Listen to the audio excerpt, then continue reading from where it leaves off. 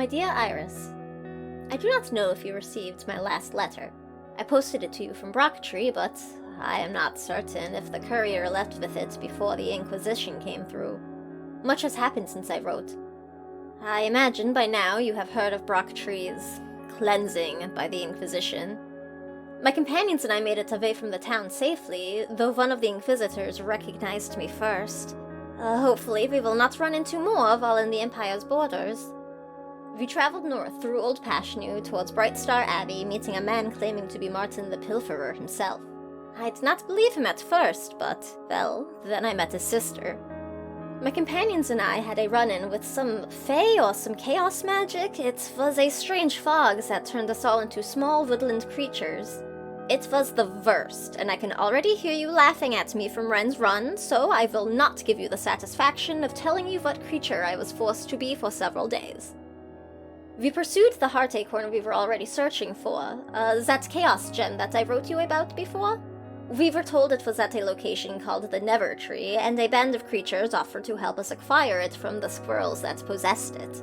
What we were not told, however, is that the badger and raccoon who offered us aid were none other than the Moonlight King, who is the very archfey we pursue, along with his apparent ally, a terrible assassin named Oingsbane who nearly killed me the last time we met.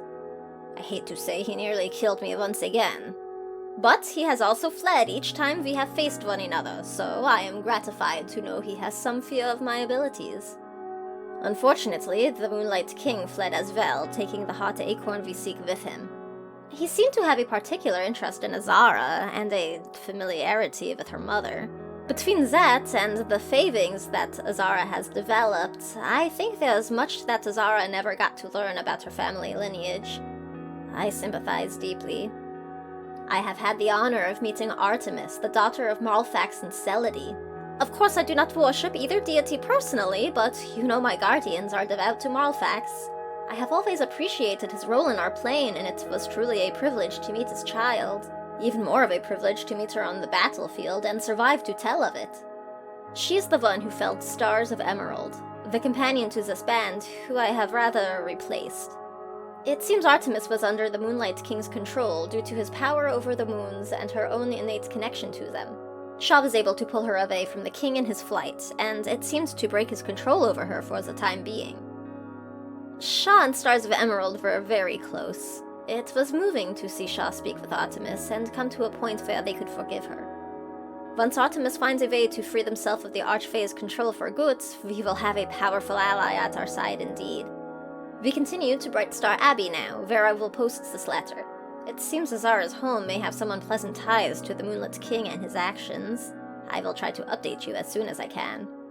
If nothing else, these will be some excellent records to add to the library's correspondence archives. Archfey, demigods, conspiracies within the Astral Star hierarchies. It is better than the fiction section.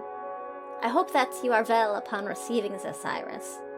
I must say I wish you could be here on the road with me, with us. I have seen more ancient beings and artifacts in the last week alone than I even did in years of working at the Great Library. Maybe one day we will see some history made together. Stay safe. Your Freunde, Oleander.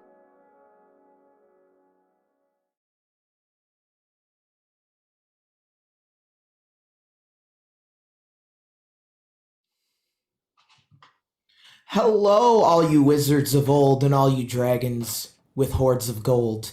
Good evening and welcome to Chromatic Chimera, where the story's made up and the XP don't matter. And thank you, Catastrophic, for the early raid. You were just in time to catch our in-character recap. Thank you, Sam, as Oleander. So welcome back to WovenRealm, a 13th age independent broadcaster actual play. We are officially kind of like, recognized by Pelgrane Press. So we have a fun code. Use code Chromatic on their website for a discount on all 13th age products. So without any further ado, we return yet again to the converged realm of Everencia with our wonderful cast.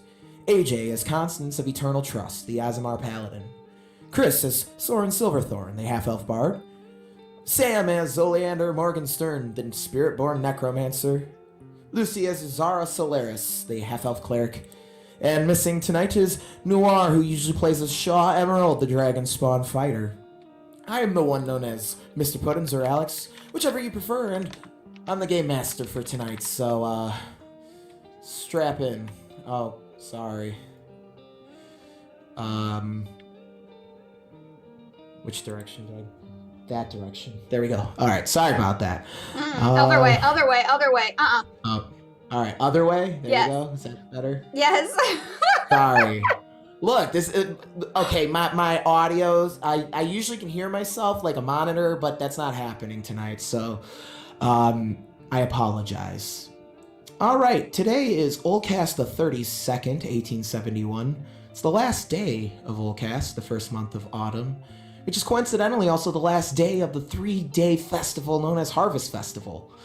And last we left the party, the last day of Olcast means autumn is in full swing at this point. The moon of Celody and Lycus are of equal prominence, but tomorrow the blood moon will show strongest in the night sky. The days are a comfortable temperature, but a breeze or clouds may make a day chilly. You certainly slept closer to the fire last night. The next morning, Ezara is able to gather the Clairvoyants up and begin the 3-hour journey to Brightstar. You travel through the pines of the wilderness, their smell almost overtaking you. Intermittently, a tree with bright yellow or orange leaves breaks up the vast amount of evergreens. Ezara instinctively is able to lead the party through the colorful woodland, as if she knew this by way of second nature. You catch a glimpse of the stone walls of the abbey as the trees thin, with white stone walls and green thatched roof. You pass by an apiary where folk in robes and protective equipment collect honey from the hives. They wave and smile as they realize Ezara is leading the party. As you approach the gate, you see a pair of red-robed inquisitors holding rifles at their sides, bayonets affixed to the barrels. The baggy gas masks lay to the side, and Oleander recognizes a symbol upon their chest, denoting that they are different from the ones that you had encountered in Brocktree. They straighten themselves up as you approach. You're exiting the forest, and you see a small camp a healthy distance from the abbey. A deep red flag emblazoned with a golden sun flies atop a tall pole. Beneath the flag of the Inquisition is a flag pointing upward, which has a sword pointing upward into a sun. And then there's one final flag upon the shortest pole, denoting the commander of this unit. A blue and maroon flag bearing the sword of a symbol of a burning heart with a sword through it. Oleander, you would recognize this as the sigil of the von Zeppenstein family. Anyone who's lived in Kovith for the last 30-ish years would recognize this as the symbol of the Emperor's hammer. The Inquisitors stop you at the front gate as you approach, barring entry for a moment. Guten Tag, mein Freund. Is there something that we can do to help you today? Und ja, guten Tag, friends. Oh, hold on. We can hear you. I don't think he can hear anything though. Oh no! Oh no! I'm getting... Alex is Yeah, stinky. All right, I think I got it. Sorry, like I said, I'm having issues. Oh no! Anyway, the Inquisitors, they say, Guten Tag. Before allowing thine entry by Imperial decree, we are to notify you that this group is under investigation for heresy. We need you to answer these following questions, Oh god. if you will. Oh no. Oh, well, most Va- certainly. I sort of look back at everyone like, don't say anything. What is the purpose for your stay here? My companion here, and I'll gesture to Ezara, is from the Abbey. She wanted to show us where she is from. We hoped to catch some of the festival before it ended. This purpose is most agreeable. And the other Inquisitor just kind of nods his head. Are you currently a fugitive of the law where Kovar's light forms the land? Of course not. No. I can honestly say no. All right. Are you carrying any dangerous devices, either mundane or arcane? It's important to notice these things. Constance eyes her big stick. Well, you know, just I mean, the, we're each of us bristling with weapons, Yeah. but well, I mean, you know, just our standard, you know, as you can see, some basic things for self-defense. These roads are dangerous. Nothing explosive. Oh, Right. certainly not. The other Inquisitor just marks something with a pen on paper and just nods. All right. Finally, have you ever consulted or worked with any group considered an enemy of the Empire or the Imperial Creed? No, certainly not. Looks towards his companion, and the companion just nods his head. All right, fine. Ye may enter, but ye be warned. If found consorting with heretics, thine shall experience the wrath of the Inquisition, as if they were heretics themselves. Heretic is bad, yes? Of Very. course. Of Oh, course, yes, we yes. know that. Thank you so much. May Kova's light shine upon you. Oh, yes, light shining on you as well. Kova's light shine upon thee as well. And also, you should have some. And also, you should have some. So, And also with you. I'm gonna tip these fine gentlemen a gold piece each. Ooh, a whole Amazing. gold each. Ooh. Yep. They kind of look down. They're like, thank you, sir, but we are not allowed to take bribes. And they just return your money. Oh, it wasn't a bribe, friend. You're doing Kovar's work out here, keeping the town safe, so. And Kova's work is payment itself, my friend. May the light touch your souls. I totally agree. He's new in town. I could tell. That's Well, we shouldn't keep you. You have friends and homes to see, no? Yeah, thank you very much for your assistance. And as you're gonna enter the abbey, they start running towards a monk who's gonna enter. Oh no, 99999! You can't bring that in there. I think whoever was like nearest to Oleander could probably notice the whole time we were talking. She has like one hand on her wheelchair arm and one hand holding her cane, and is like gripping them so tightly her knuckles are like white. You can probably Alright. hear some bones cracking. Oof. All right. So we'll jump to a quick break. It looks like we have a noir. Oh, I mean, What? Oh yeah? he could jump live as long as Chris. Oh, we can takes- just. yeah. We can just. Oh, okay. There he Hi, is! Noir. Our cameras will just be mixed up for just a sec. We should All right. be more or less better now. Yep, we're good. All right. So you arrived at the abbey, answered some questions from the Inquisitors that were basically, "Are you committing heresy?" The answers were no. Not and yet. You're about to enter the abbey, and that's where we're at, actually. So, you may enter whenever you're ready. Wait, I have a quick question. The Sure. people in the apiary, please tell me they're wearing like the wicker protection Oh, yeah. ones that just look Oh, like yeah. baskets. Yeah, they look like the ladies from Witcher 3. Excellent. Wicker manning this stuff. I guess I will lead the way. All right. So you open the massive gates, and not much has changed since you were here last. The only difference being the color of the leaves on the trees. The abbey itself and the other buildings of the abbey have a twinge of Elfenheim architecture in their design, with the green thatched roofs. There's a babbling stream that runs through the abbey, draining out at the western wall by Founders Hall. Oops, I didn't mean for that to rhyme. To the right of the abbey is a small crop field and granary, as well as the graveyard and crypt. The monks reside and work more cloistered away from the main abbey area. There are gardens of various plants planted throughout the abbey, and as you wander about, the place is rather picturesque and is a sight for sore eyes after the almost eternal tracks of pine wilderness. Monks, surprised to see Ezara, greet her with great enthusiasm, asking the Chosen One how her quest goes. The rest of the group receives reserved stares from the monks, Oleander's Kovithian dress causes some of the younger folk of the Abbey to take cover behind their parents.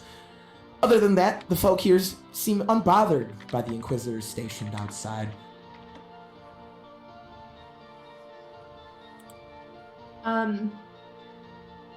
Azara's never had a guest before, so she's not 100% sure what the actual protocol is. Amazing. So I guess step one is find the abbess. So I'll go to the abbess's house. All right, I actually have in the Z-Roll20, I actually have a fun little local map for us of the pretty Abbey. So yeah, you walk past the Abbey, cross over Stone Bridge, over passing the pond and the mill. You pass by the clock tower, and it's as you're passing the clock tower near the pond, you're walking past the Abbey. It's old stones covered in a layer of moss and ivy that climbs the walls towards the heaven above. Rose bushes, having lost their bloom as Alux's hold increases on the world, kind of are planted intermittently. You're certainly gonna have a nice stay here. It seems like a nice place to not kick your feet up. Have a nice drink of honeymead or something. You cross the small stone bridge over the stream past the mill, like I said, and you watch a large wooden wheel turning with the flow of the water. The stream continues from a small pond, and beneath a cherry tree you see the abbess in her white robes giving a lesson to some children. A prior fishes nearby from a small wooden pier. The children are enamored by the group, causing the abbess to turn around.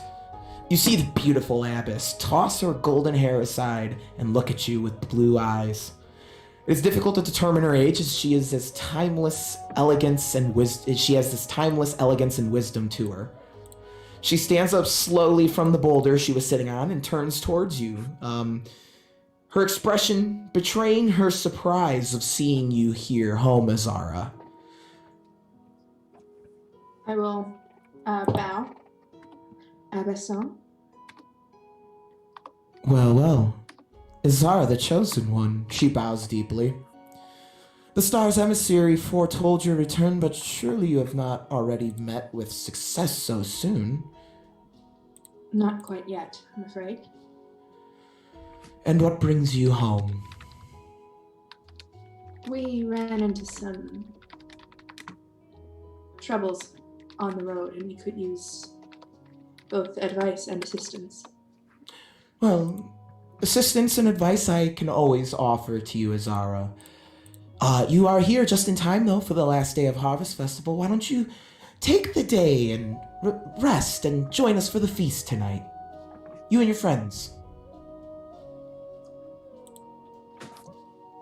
That's very kind of you, Abbess. Well, of course, the star always told us that to offer hospitality to another soul is to offer hospitality to the star itself. The Astro Domine declares this in the Book of Prophets. Yes, Abbess. Now, who are your friends here? I'm quite intrigued by the company you're keeping. These are my companions I met along the way. This is Constance of Eternal Trust. Constance does a deep curtsy. This is Oleander Morgenstern. Bows her head. Shaw Emerald. Howdy. And Soren Silverthorn. Won't look in her direction. Amazing. I elbow him really hard in the ribs. I look in her direction as I jerk after being elbowed. Well, where did you meet your companions then? I encountered Constance, Shaw, and Soren at let's see if I can remember. Trevenza. There we at go. Madame Curio's shop. Oh, the place we had discussed. Yes, Abbess. And we encountered Oleander it was Renzaran, right? Yeah. Outside of Ren's room? We were, because it was after the New severed Targoth, hand I or believe. something. Yeah, something like Sure. that. New Targoth. Interesting. And it's interesting your journey has led you back home. Like I said, I wasn't expecting you. The Star's emissary did not foretell you stopping by so soon. I too was rather surprised that my journey looped back on itself so soon. Well, I will leave you to put your things away and rest before the feast tonight. Anyway, I have lessons that I need to get back to teaching. I will discuss with you later this advice you seek. Thank you. And I'll bow again. She'll bow deeply, and she will say something like, Star's light be upon thee. And also upon you. Exactly. The second we're out of earshot, I look at the rest of my party like, she never gives me the day off. A day off of what? I do not understand. Studying, training, learning. Oh yes, I would feel rather odd as well if I was told not to do that for a day. To be honest, I'm not actually sure what really there is to do that is not those things. That's all I know is besides those things, so I could probably help. Well, there are a few things here that you will likely not be able to find that I imagine are in your normal repertoire of entertainment. And what would my normal repertoire be then, Ezara? Debauchery, shall we say. Oh, that She is a got- fun word. You got me there. Are we just gonna keep using words that I don't know? Is that the plan here? Apologies, Shaw. Debauchery.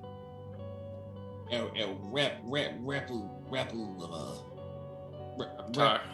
Repertoire? Reptar, yeah.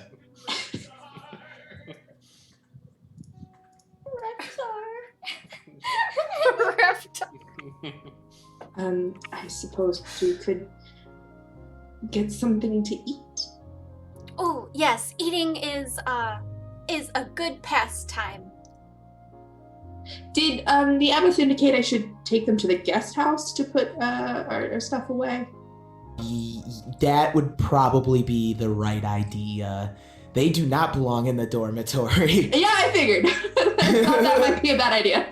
Okay, Ezara, quick guide. Do not bring your friends to the dormitory, barracks, granary, crypt, or observatory. Anywhere.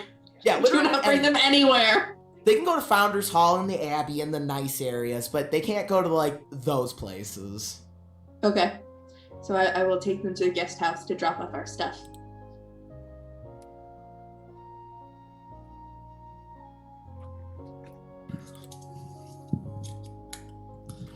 All right. I don't want to embarrass you here, so just the old elbow in the ribs trick is probably going to be your friend for this day. That's we'll leave it at that. But I will keep that in mind. I do find it interesting that you bow to someone. Is it a mutual respect thing, or is she higher on the scale than you? Both, I suppose. I mean, she essentially raised me since I was 10 years old, and she is also the abbess of Brightstar Abbey, chosen by the astral star. Forgive me if I'm prying. You can tell me to go to hell if you want, but do you have a good relationship with her, or is it contentious? I respect and admire the abbess very much. Insight check. Oh, I don't have my dice. Where's my dice? I'll be back. I don't even know what I'd fucking roll for that. Is it deception if you're lying to yourself? Yes? That's deep. It sounds like that. Yeah, but it sounds like you set the DC, though. Okay, I'm just gonna say, Ezara, think thinks she means it. I mean, there is real trust and affection there, but there's also kind of, please God, don't let me let her down. Please God, don't let me let her down. All right, we'll leave it at that. I'm glad that you have someone you're close to. Thank you. Well, we are here. Is there, I suppose, any sort of etiquette or information we should be aware of? I'm not overly familiar with the ways of the astral star. Try and avoid altercations. Be polite. Just, it's an abbey, so manners. Of course. Hey, what do you call your boss lady again? The abbess? All right, yeah, that's the one. Where is she? She went to teach. Oh, okay. Why? Nothing. I just wanna give back the sword to your people. And he pulls out the sword from the mouse guard. And he was just like, I'll have you know that charming people and winning them over is part of my repertoire. So I'll be just fine. Okay. Also, don't bring weapons into the abbey. I mean, you probably shouldn't have them on like the grounds, but especially don't bring them into the abbey proper. Well, hell, how am I supposed to give them back their weapons if I can't have weapons? That is an exception. That sword is an exception. I'm confused now. But I think I get it. It'll be just fine if I don't treat it like a weapon.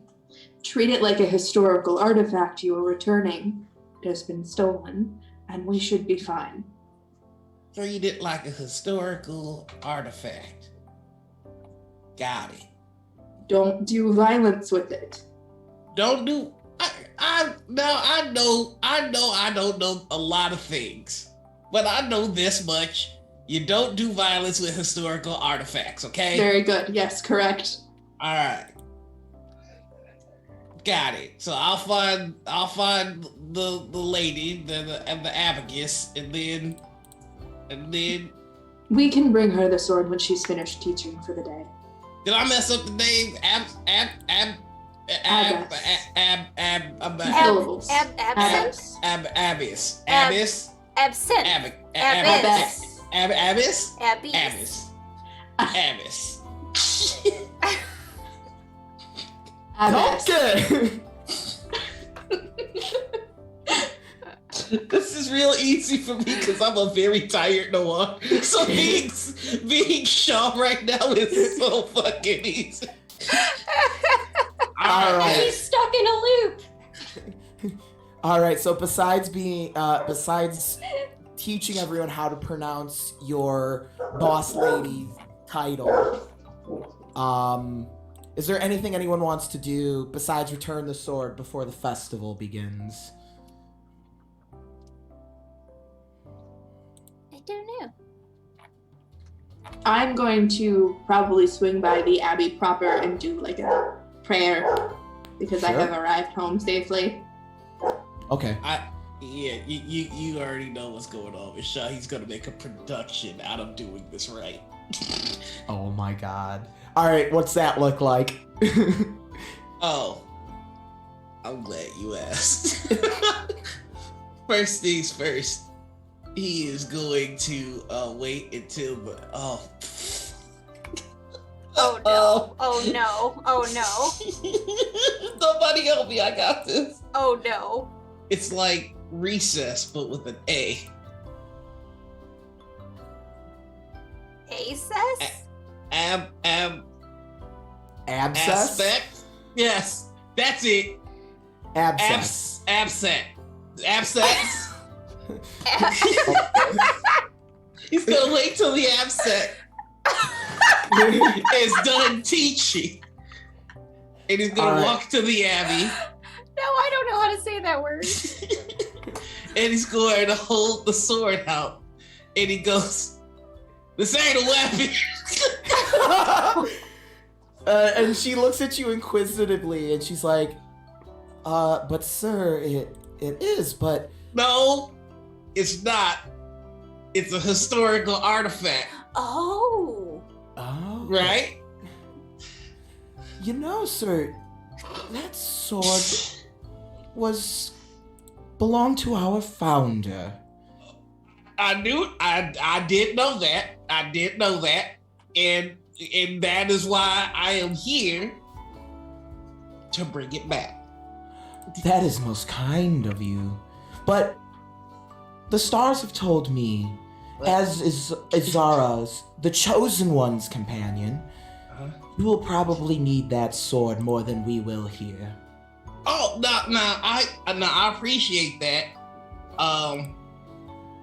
Miss Talia, please. Hello, Talia. How are you doing? I'm Shaw.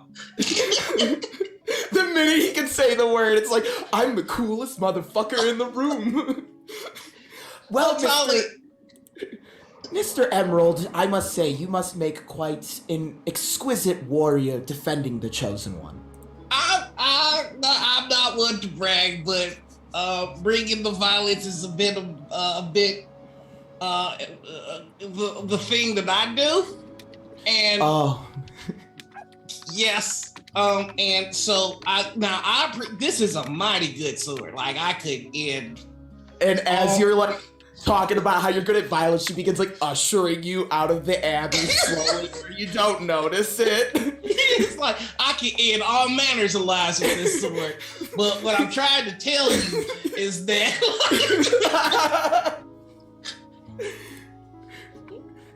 trust me, as a gift from me to someone who's been watching over my darling Ezara, I want you to have it.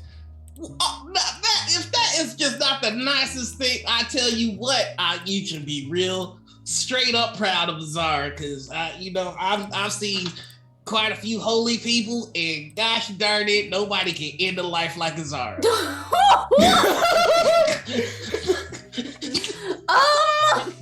Interesting to know that.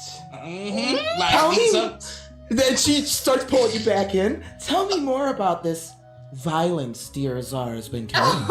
Oh, I can tell you all manners of violence that Ezara has elicited on foes that we have faced. Oh no! There was at one point where we were being attacked by bee monsters, and I gotta tell you, now they got the best of me. I don't know how it happened, and we were all.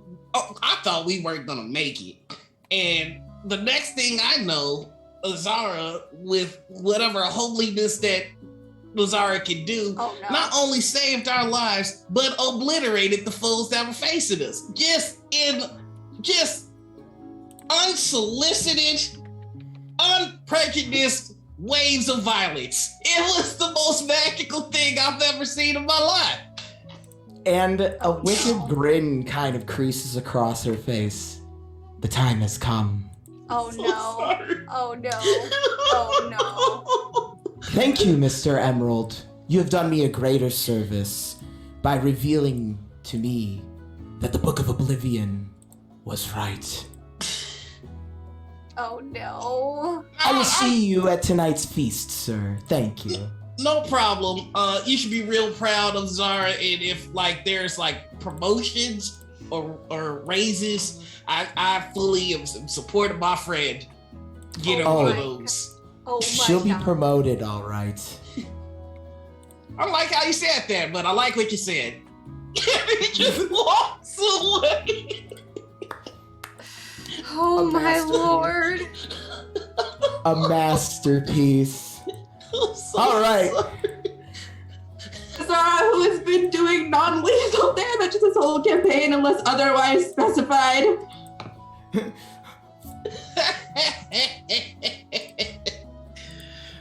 Told you, being charming is right under his reptile. Right up his reptile.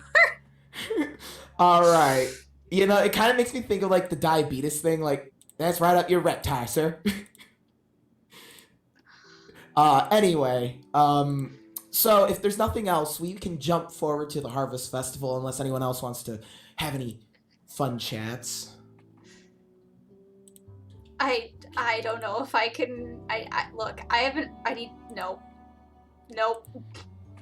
All right. I mean, So- I got nothing that could possibly top that. Yeah, exactly. All right. I can't. Like, yeah, I don't know. I got nothing. I might want to do a Alright. thing during the festival, depending on what you got going on. But Put that can gloves also on. wait. Whoosh. All right, fun time's over. Now for the pain. Oh boy. Oh no. So, the evening comes and there's like there's music coming from the Founders Hall. There's all kinds of fun lights. The candles are done up very nice. There's all kinds of like the shrubs are trimmed into sculptures representing the various aspects of the astral star. And when you enter, there's this just great feast spread out upon all the tables of Founders Hall. People have guests in the Abbey. There are people from around the surrounding area there to attend this Harvest Festival. Brightstar Abbey, well known for their hospitality. And there's a band playing lively music for ambience. Some of the monks do, like, you know, stunts and things for entertainment. They've been practicing this. This is kind of like a big recruitment event for them. So... You get to enjoy a great meal. What kind of foods do we got? We got meat pies, salads, sourdough bread bowls with soup, freshly baked pretzels, fried walleye, and we haven't even gotten to the dessert table yet. Oh boy. So anyway, you are here at this wonderful feast, and rumor has it there will be dancing tonight as well. Ooh. Ezara looks so awkward. It's kind of ridiculous.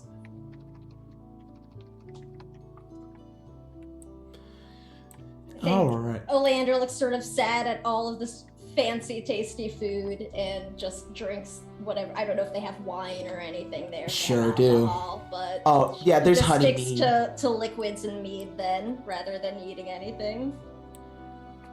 All right. So as you're kind of meandering about and mingling, you notice sitting at one of the tables a stern, middle-aged man with noticeable scarring around his left eye and cheek. He noticeably is abstaining from drink and any sweet foods, preferring to eat bread and beans. He seems almost unbothered by the festivities taking place around him. His head is shaved and he runs a hand through his thick beard. His face seems to be in a permanent scowl and unflinching.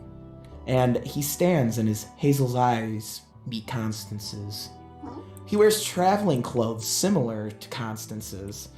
You recognize this man in armor and robes. He looks like he's from Eternal Trust, based off of what you've seen in Constance wearing. But his clothing's colored a deep crimson, accented with white. Upon his belt is an ornate mace, with the head styled like a ram's head. Constance, you recognize Brother Judgment immediately, though he's usually found at Mother Superior's side. He approaches you and gives a deep bow before speaking. I greet you, eternally true. He rises and greets whoever else you're with. Brother Judgment, it is so wonderful to see you. Might I inquire as to what you are doing here? If you're with your companions, are you with your companions still? Yes. Then he'll introduce himself with a slight bow, offering a handshake, his hand in a thick black leather glove. Brother Judgment of Eternal Trust. And he does that. Father Time. And he just goes around and does it to everyone. Brother Judgment of Eternal Trust. Ezara Solaris of Brightstar Abbey. Constance, if I may borrow you for a moment for, Eternal Trust business. Oh, yes, of course. Lead the way. And he kind of takes you away where, no prying ears will get to you, kind of in a corner by the band, probably, because they're nice and noisy. Mother Superior sent me, first of all, seeking a status on your quest. Oh, has she not been receiving the letters I've been sending? She has, but the events you told of in Brocktree had her quite concerned. Oh, well, there's not much else to tell. We are still searching for these hearts, and, we are stopping here, to get some more information and continue on our way. Yes, and, also Mother Superior had sent me. He holds out the hand, the samples. Oh, yes, of course. And, she already sent them, I thought. Did she send him in a letter? Because I thought she kind of kept them. Oh, I thought I sent them. I'm not sure anymore. I'm pretty sure I did. But if I didn't, I will hand over the blood. If I have not sent it over already, we'll say I didn't. Alright. These will do indeed. Mother Superior will be most pleased. That is very good to hear. And, Mother Superior also told me to instruct you to return to Shivadelv. There should be a whole apostate tribe of lycanthropes for the magnum opus. Oh, is that related to the mission? The great work is the mission, Constance. Well, yes. Did she send you all this way just to tell me that?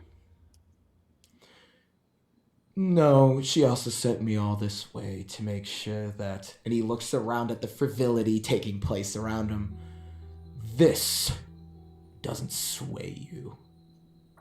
Sway me from what? I do not understand. And he kind of begins leading you back towards your friends. In due time, you will understand. Come, No. Sister Constance. Brother Judgment is...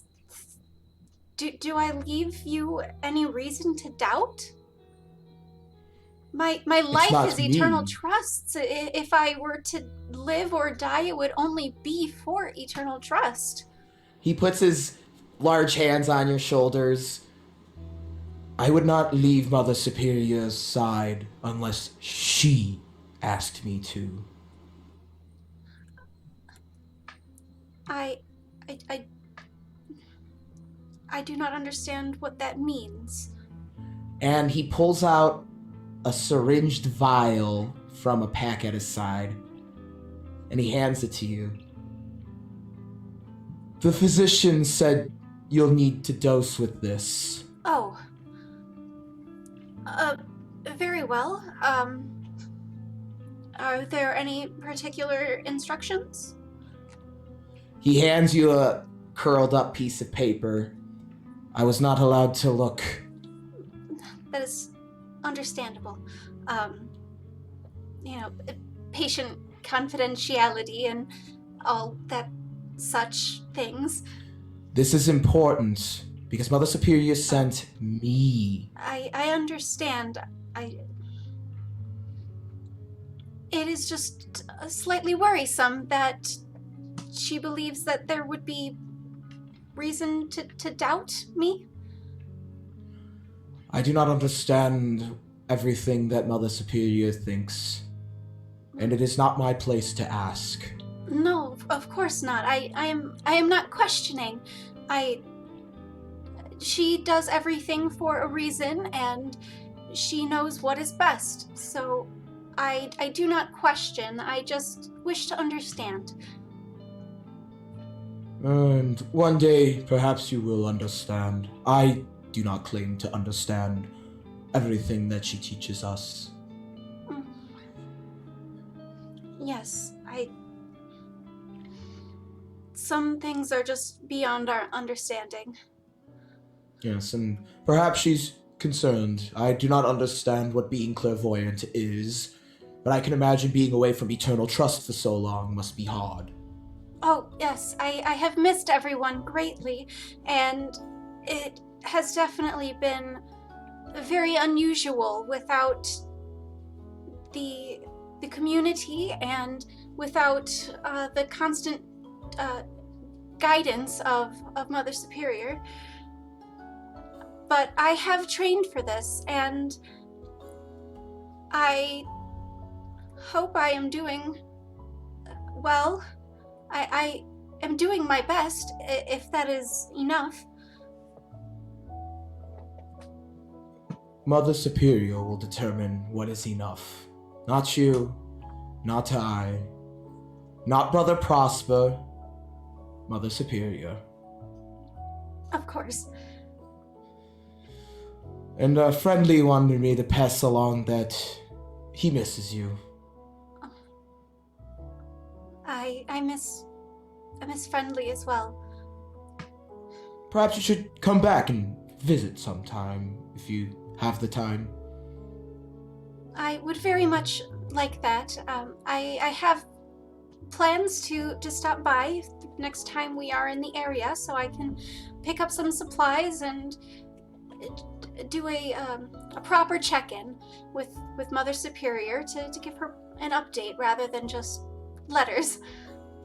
And hopefully you will have passed through Shiverdelve by then, and we'll have plenty of samples before the great festival. I will ensure that we pass through Shiverdelve. Understood. I will take my leave of this place. I grow tired of these stargazers. I do not claim to understand their religion or the religions of most out here. But Apostates, all of them. yes.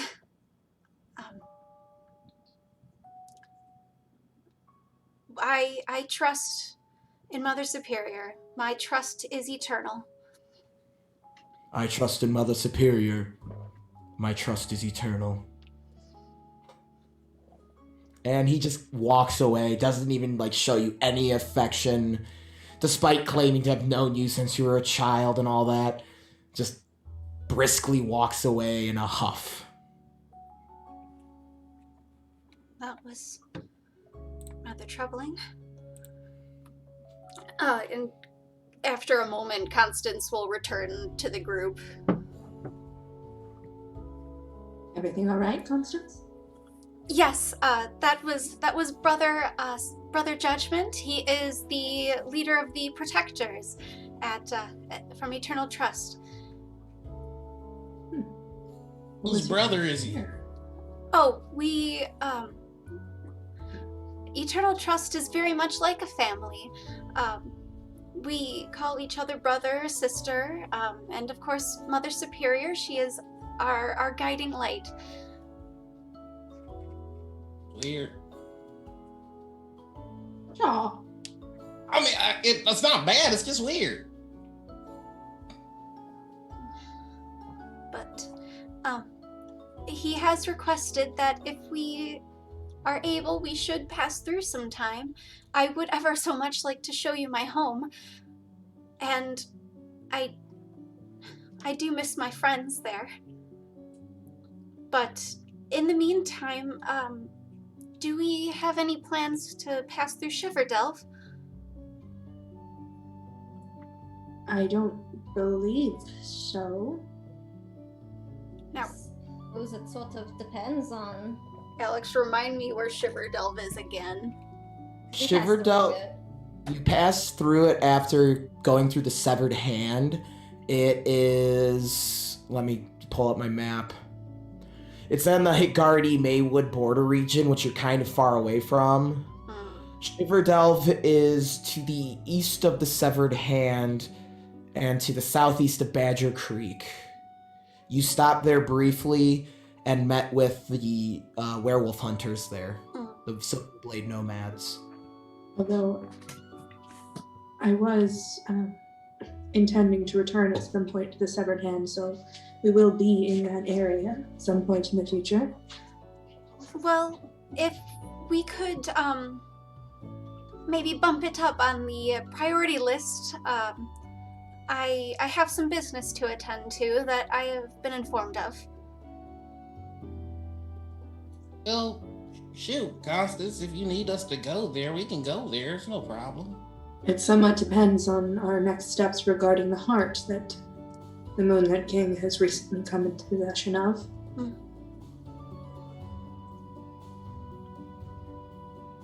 Right now, we don't really have any leads on where he has gone since, so... That is true. Quick question. Does, Constance seem frazzled after having that conversation Yeah. with Brother What's-His-Face? A little bit. She seems pretty confused.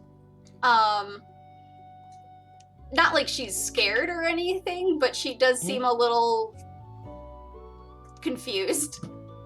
Okay. Did he tell you what you were to do in Shiverdelve? He mentioned something of some werewolves that were causing some problems, and I try not to question my orders. I just try to follow them. I see. Well, if you need me to, I'd be more than happy to go on over and charm the pants off of Brother Judgment. Oh, I would very much not recommend speaking to him, especially right now. I just to say, I had a talk to the Gale. I had a talk with the I had a talk with Talia. I had to talk with Talia. The Abbess? Yes, I had to What talk did with you say to the Abbess? Well, What's I don't the want basis? I don't want to spoil the surprise, but I will say that I was allowed to keep the sword and that someone might be looking at getting a promotion pretty soon from the Book of Oblivion. So there you go. The what? The book of Oblivion. Ezara, you recognize the Book of Oblivion as one of the chapters of the Astral Star Holy Text, the Astro Domine. The Book of Oblivion is, so the Astro Domine is a very interesting religious text because there's actually a lot of science, astronomy, planar shit in there. The Book of Oblivion's about the void. So there you go. You are welcome. Did the Abbess say something about the Book of Oblivion? Yes. What did she say about the Book of Oblivion? Well, after I gave you a glowing review.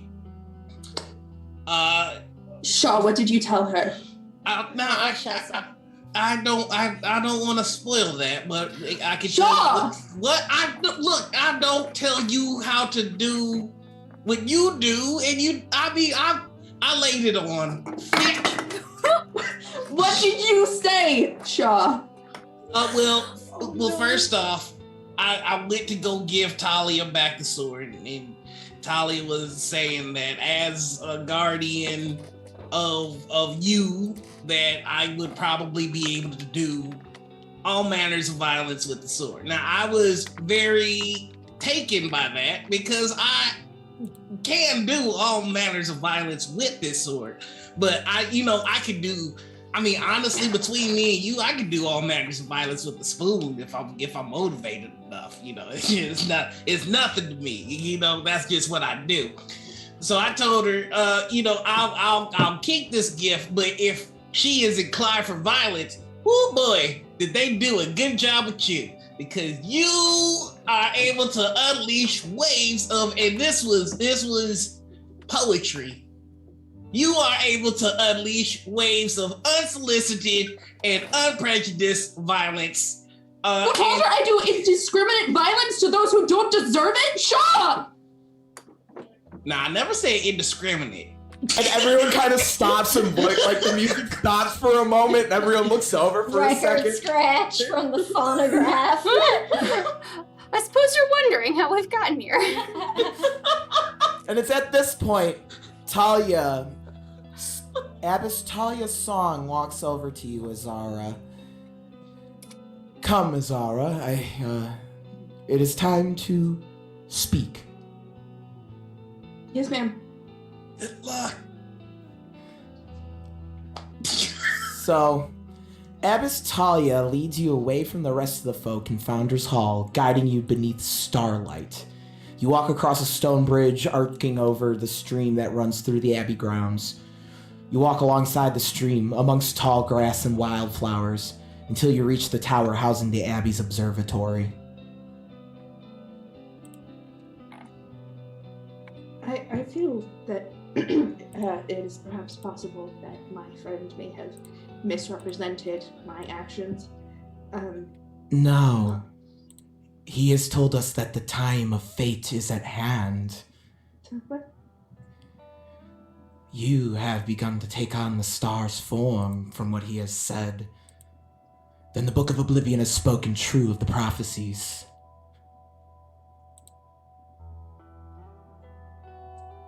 Sorry, I'm confused. I have something to show you.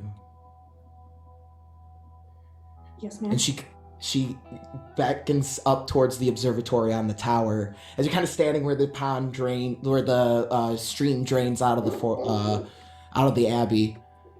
It was there that the star told me you were chosen, so it is here where we discuss fate. I thought my fate was to restore the realms. Indeed, and that time is at hand. There's much you must know. That seems soon.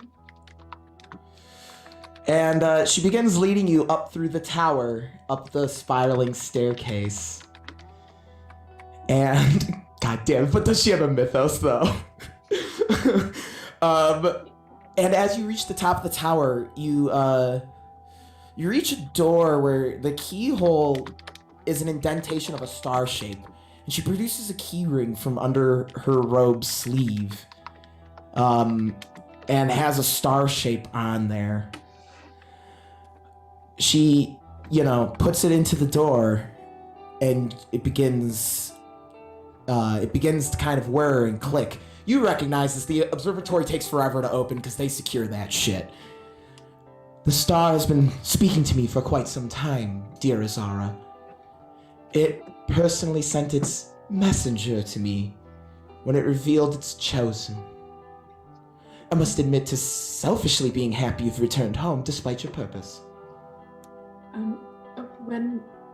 When was this? Many years ago, when I was looking through the great telescope, and the moon spoke to me. The moon spoke to you? Do you not remember our text, Ezara? Our most holy text says, "Watch for me, for my emissary hangs close to the realm, outshining all the stars in the night sky." Of course, but that... I mean, I appreciate your faith in me, Abbess, but I'm not sure I'm ready, and we have encountered some things along the road that worry me. Perhaps this will explain. Alright, before I open the fucking doors to the observatory and shit gets real, if you have any moments you want to have, please have them now. I'm gonna go get a beer. I would like to go get a meat pie. If I go get a meat pie, I mean sneak off to go talk to Brother Justice. No! No!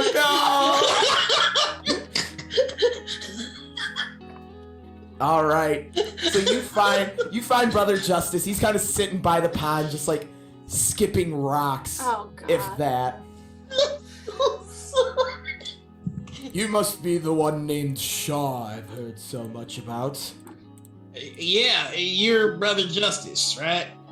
Brother Justice of Eternal Trust. Do I have to say that whole thing the whole time? No. Okay, cool. Well, it's nice to meet you. It's nice to make your acquaintance as well. You Do mind you if I have grab... questions of the matter of faith? No. I'm no, none of that. It does wonderful things for Constance. I want to come over here and kind of talk about Constance. I just thought you might want to hear how he's doing. Please enlighten me. Oh, I'm gonna just Sir grab a seat Emerald. here. Yeah, thank you. Oh, all right. Now, I just wanted to say, she looked up a mite stressed out after talking to you, so I just wanted to let you know. Oh my God. that she is doing just good work all over the place, saving souls and taking names. Well, I do understand that my presence has an effect on members of the community. When your chief role is leading the Society of Protectors, it's one that leaves many in fear of you. I think I get that. I just want to let you know that that I'm gonna help Constance every step of the way. And may Constance help your steps in finding our faith.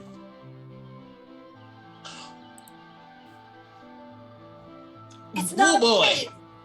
faith. It's not a religious order. It is a charitable organization. Well, I just want Brother Judgment has different feelings.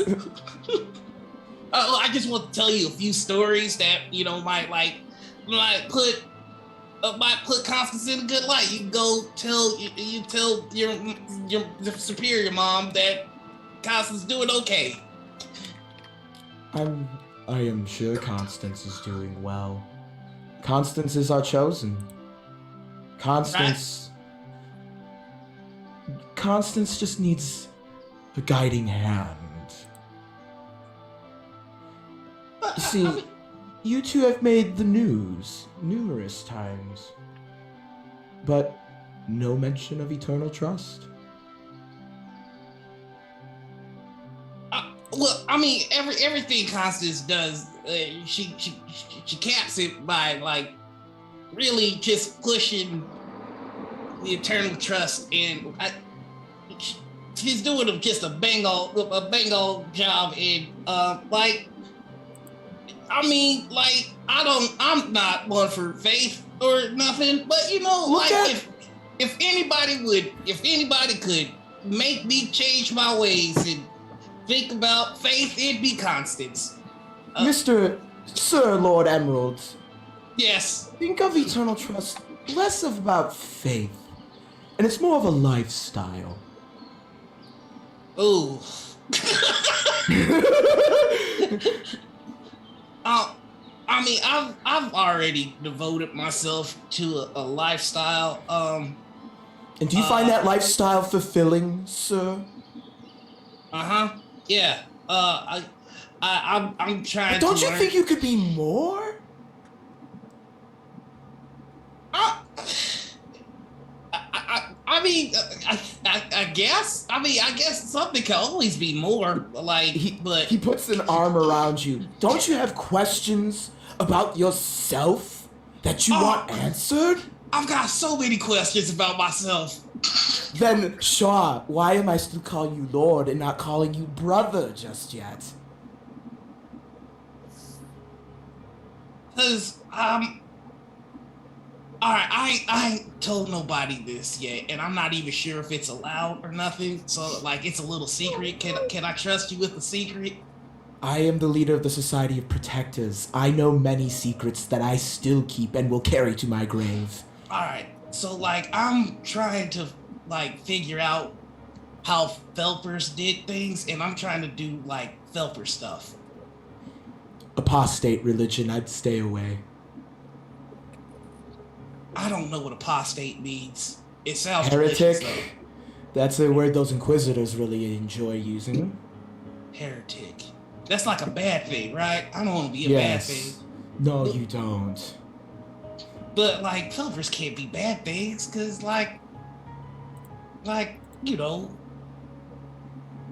you give me a lot to think about here, Brother Justice.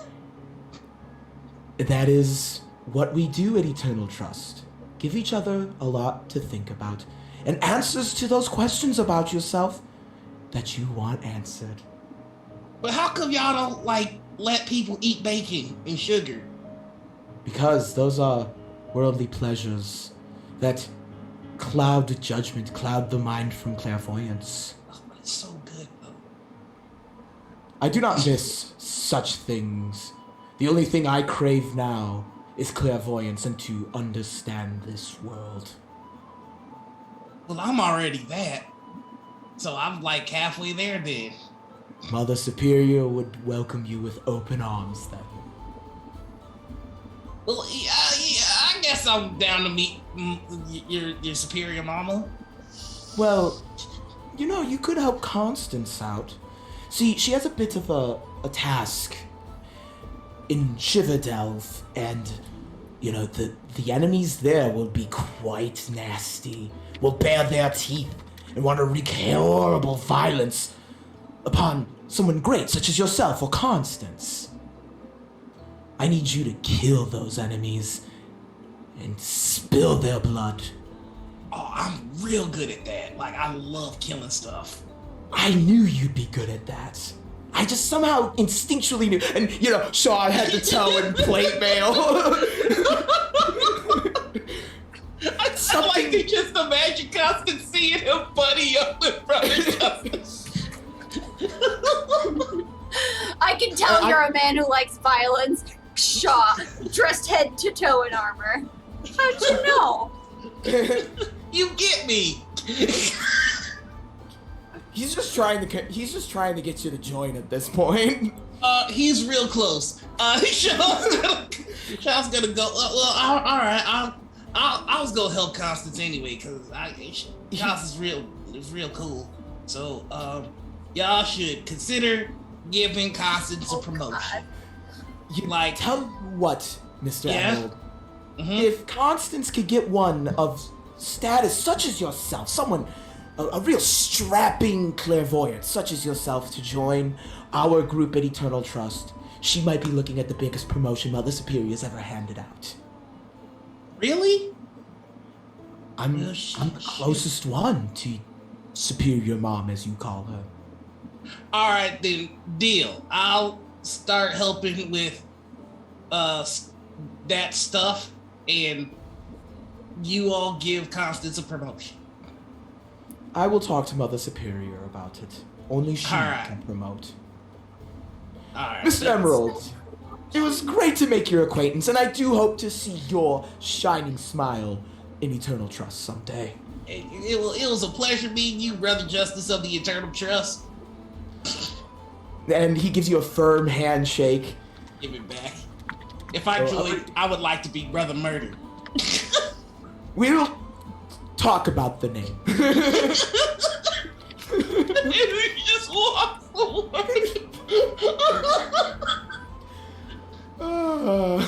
Did Shaw just join a cult? It's not a cult. It's not a cult. It is a self-help lifestyle group.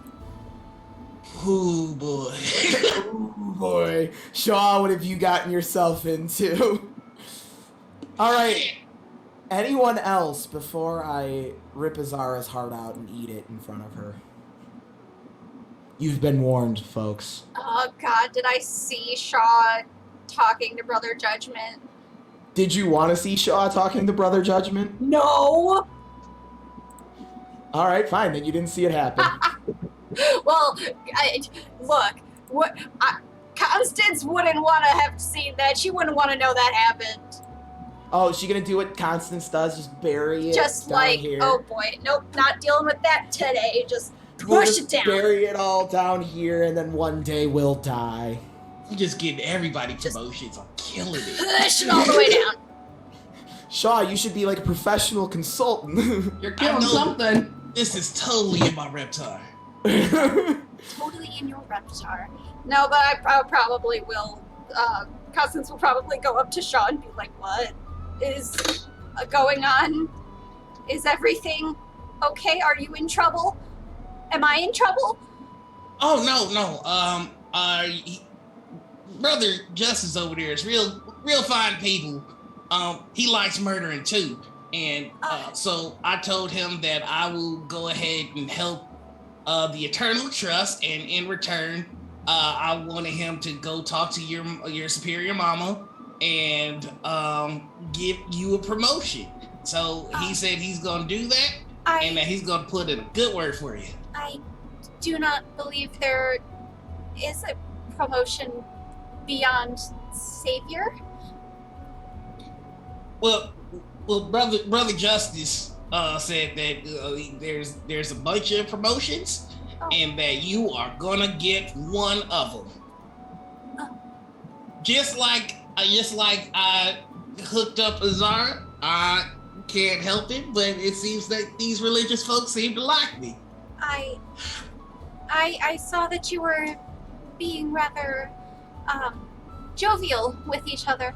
I do not often see him so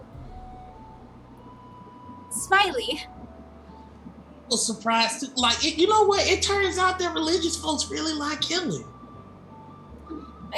We are not technically a religion. Your lifestyle group. Yeah, I got the Yes, spiel. we are a Yeah. self-sustaining commune of people who work together and produce textiles. And Yeah, I think I might have signed up for it. Oh, Or maybe like a trial version or something. well, it is probably not official until you are on payroll. Oh, you get paid for this? Well, he didn't tell me that part. Oh, yes, all of our laborers, no matter where they worked, are offered a paycheck.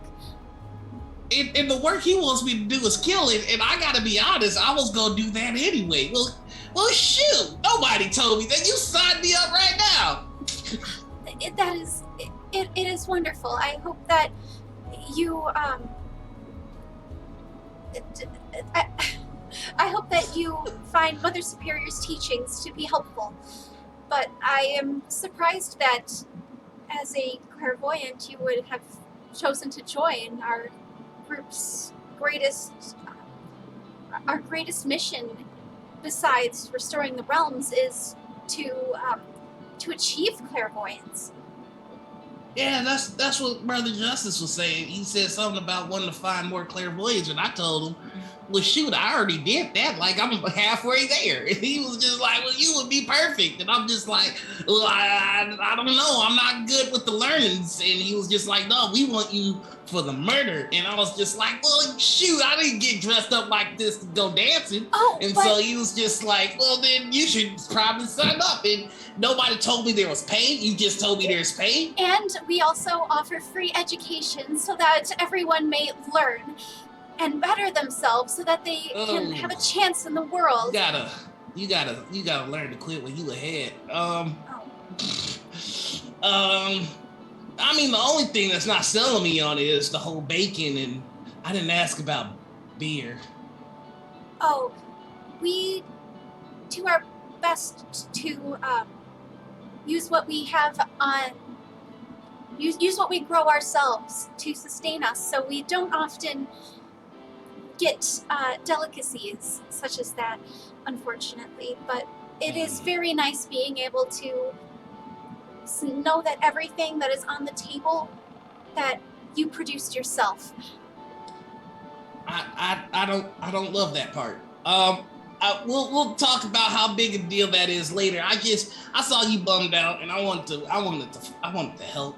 And so I don't think you need to be bummed out no more.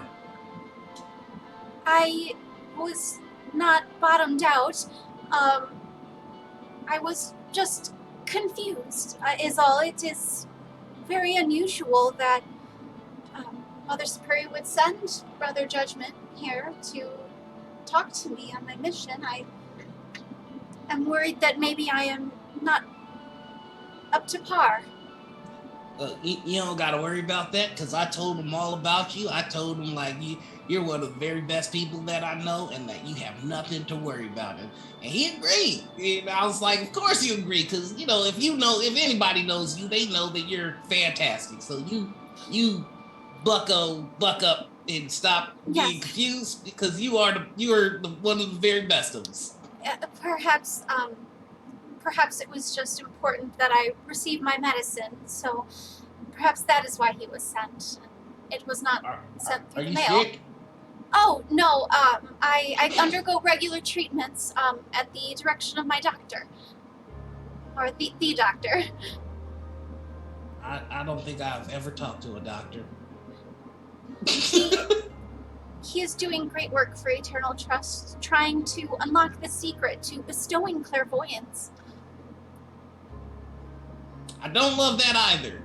But you know what? If that makes you happy, then gosh darn it, you be happy. Yeah, I'm worried about you, and I just want to help. Well, I appreciate it. That was very kind of you. And hopefully when you are able to visit Eternal Trust, it will be everything you are looking for. Yeah, Brother Justice said that if I sign up, they might be able to call me Brother Murder, and I think that's a pretty cool nickname. It's like real badass. Yes, it is customary for people who join our commune to take on a name to signify that they are part of our family now. I think it would read real good in newspapers, because even if they write a lie like we're rookies, even if I'm a rookie but my name is Brother Murder, that's still pretty badass. And you could join the Protectors, which is the order that Brother Judgment leads. They ensure the safety of all of us at Eternal Trust and search for and rescue absconders. I mean, I'd like to. If I did, once I do sign up, I'd like to stay in the group that hangs out with the group that hangs out with you, and the rest. So. Well, I am very glad that you are my companion as well. Brother Murder would be pretty cool though. I would still keep Emerald just because that's a sentimental thing. So it's like Brother Murder Emerald. That's pretty. That's a lot. The murderous Emerald. The murderous. Oh snap!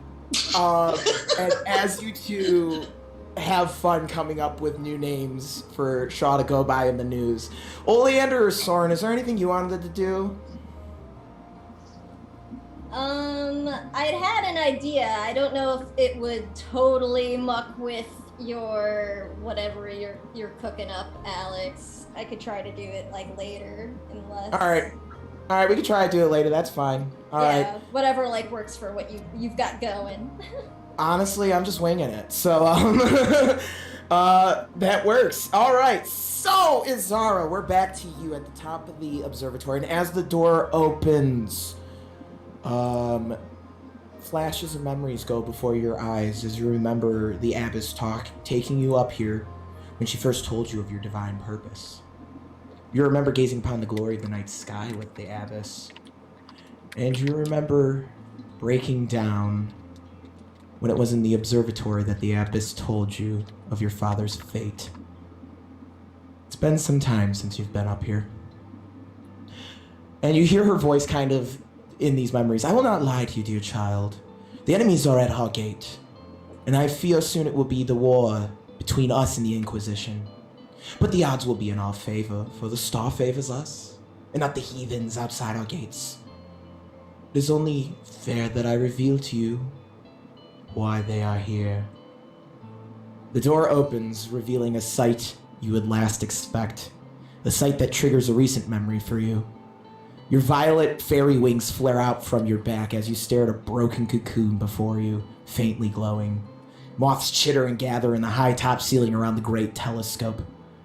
The star's emissary revealed to me that it was you, the chosen one, and it is then the star said to me that it was going to make the moon itself flesh, to spread the message to the faithful, to aid our chosen. Can't help but notice the coffin tossed aside in the corner, covered in dust. All manner of star charts and scriptures are pinned to the walls by hot wax seals, but it's the smell that's overbearing. A very sweet honey and violet scent hangs in the air, where you can almost taste it. And the abbess continues. You see, Ezara, the emissary brought you to us, through your mother and father. So it's only fair we return the gift to the emissary. And you gaze upon the broken cocoon, crusted over, cracked and dry. Inside the cocoon, you see a rusted, yet familiar pocket watch. Wherever your feet step, violets quickly sprout up and bloom. Our messenger needed a vessel. We brought him to our realm, and now those souls that he has shepherded have joined with the astral star. Salvation. A chance to be free of this horrid, cursed existence before these realms are ripped apart. You want the realms to be separated. Of course we do. That is our purpose. These realms are not meant to be together. But did you think splitting two realms would be peaceful?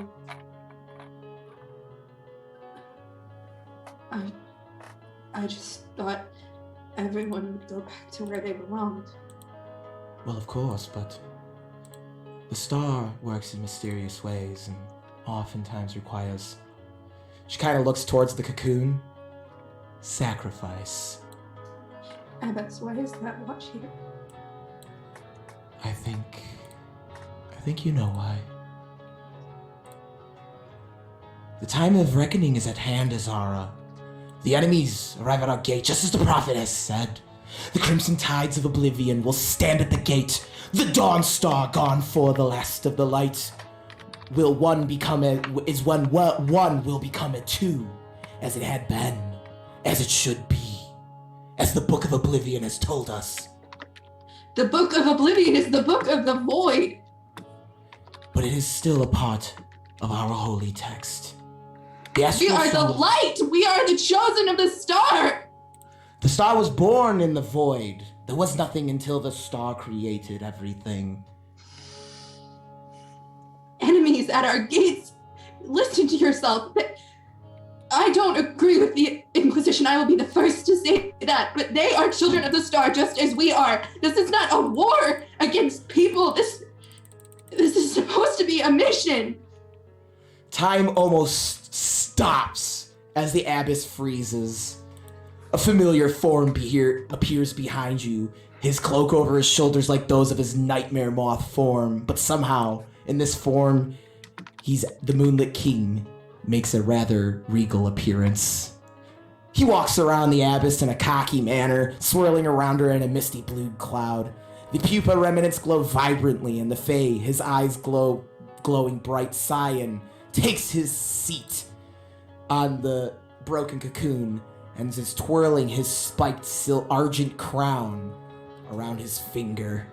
He holds a heart of life out towards you, tauntingly.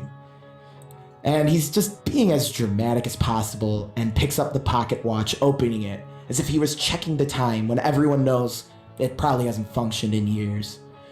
You know, I wasn't the one who did your mumming, right? But, you know, it's time for her to come home. I had plans for the old son-in-law, and he looks at the pocket watch that he's twirling disrespectfully around his fingers. Put it down. Don't you think I look familiar? The longer you gaze upon him, the more he begins to resemble your father. Sure, he's not the human half-elf he once was, He has definitely the Moonlit King's features, but that is definitely your father's face that he wears. A wicked Cheshire cat grin grows across his face. See, Daddy did his job by making your mum fall in love and helping to make me a grandpa. I've always wanted to be a grandfather, but it's so hard to see your darling dear granddaughter when you're locked away in the Fey realm. So he looks back towards the abyss. A circle here, some enchanted candles here, there, blah, blah, blah. Mortal flesh, a dead body, and boy, does that lady know how to make an occult ritual happen. All in the name of her god. Pfft. Anyway, telling her you were the chosen one's my idea. He points a wicked finger towards Ezara, and it glows for a moment as he says, Izeth Evirora. And you're not certain, but you swear you begin to take on a more Fey form. I'm going to have you describe what Ezara looks like as she takes on her true Fey nature. Okay, hold on. Let me pull it up.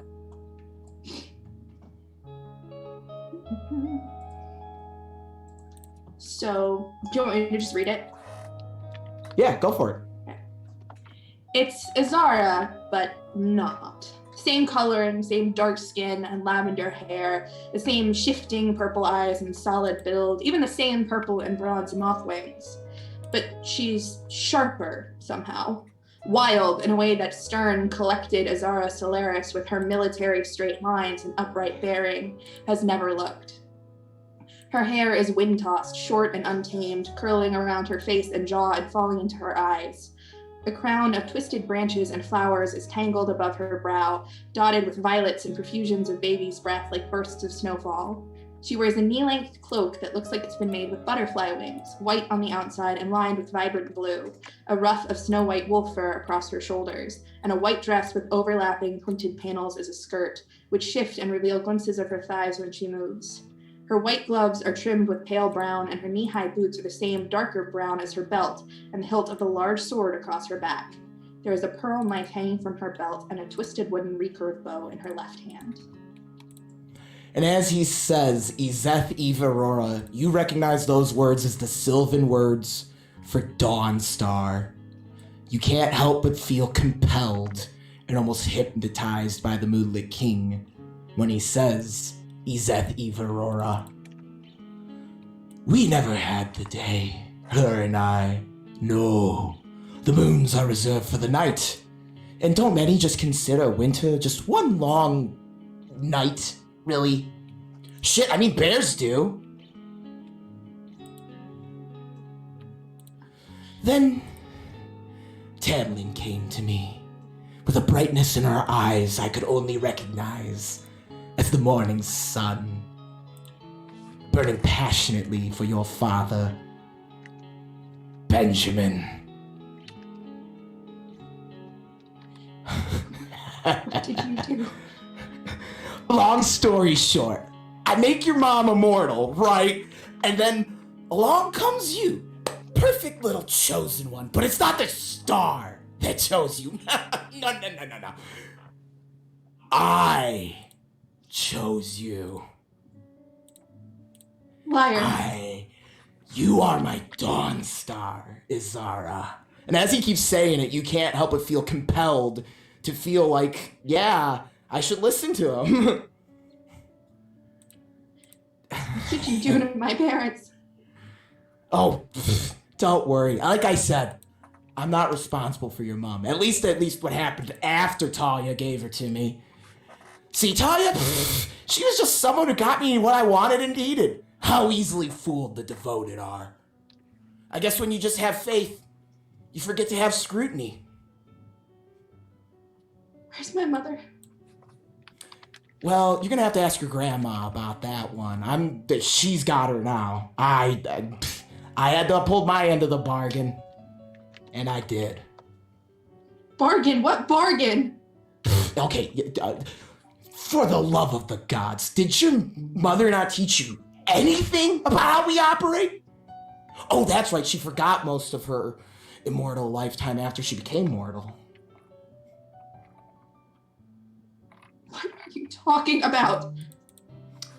Your origin, dear Dawnstar.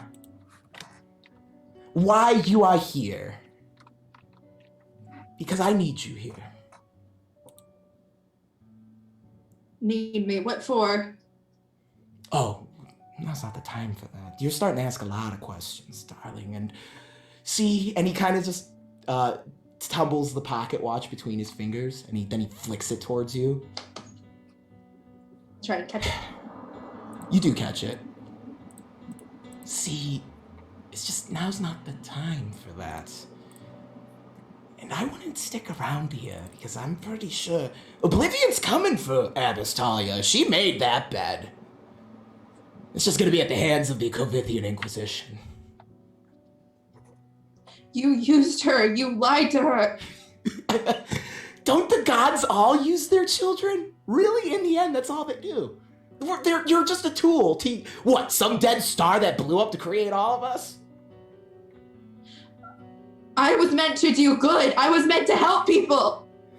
Yes, everyone thinks they were meant to be the next best thing. They were the God's chosen one. See, Ezara, the difference is you are a chosen one, actually, by me. And most other folks aren't. Constance, fuck no, she ain't. She don't even realize it. Fucking people messing with things they shouldn't. I don't care. I don't care what you say. I don't care what you are. You took my dad. You took my dad. Aurora, hand me the Heart of Dreams now. It's mine, and I came to take it. I'm not gonna help you. But you must, for I know your true name. Your true name is mine, Ezara. And I know your true name. You must, by order of the old ancient order of hags, you must obey my command. Aurora, I will not say again. Hand me the Heart of Dreams. I would like to cast Spirits of the Righteous. I'm not trying to do damage. I'm just trying to make the biggest flash of light that I can. Okay, go for it. Okay, I do that. All right, so you make the light, and he goes and he covers his face. Now fucking run. Bye. So as you bolt out of there, he just appears in front of you because he can do that. Son of a bitch. Look, you're gonna have to go back up there, and you're gonna have to explain to the Abbess absolutely nothing. Because she's going to tell you that you need to continue your little quest. Coincidentally, I actually kind of want you to go in that direction. Because you think I'm bad with the moon. You should look up my old friend Lycus. He does a lot of fun shit with it. Why don't you go see what he's done in Shiverdelve? I'm not doing anything you want me to do. I'm not helping you. Well, Talia's gonna ask, and you'll do anything she says. No, I won't. Not anymore. Oh, so you'll leave her to die at the hands of the Inquisition, or should I say their guns?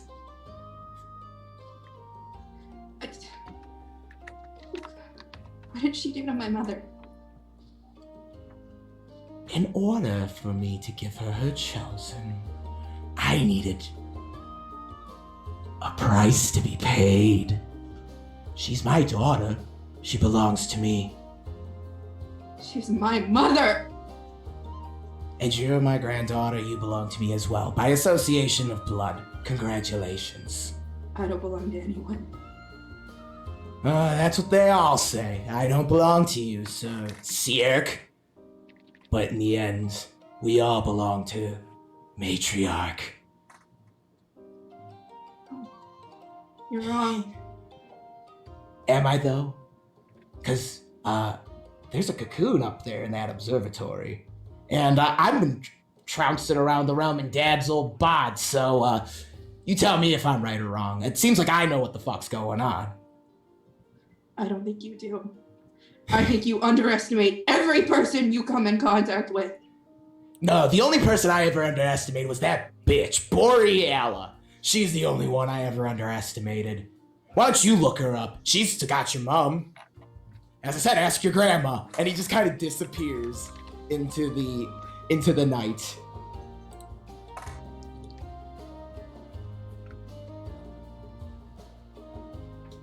But he didn't take the heart, right? No, he did not. You did not hand it to him.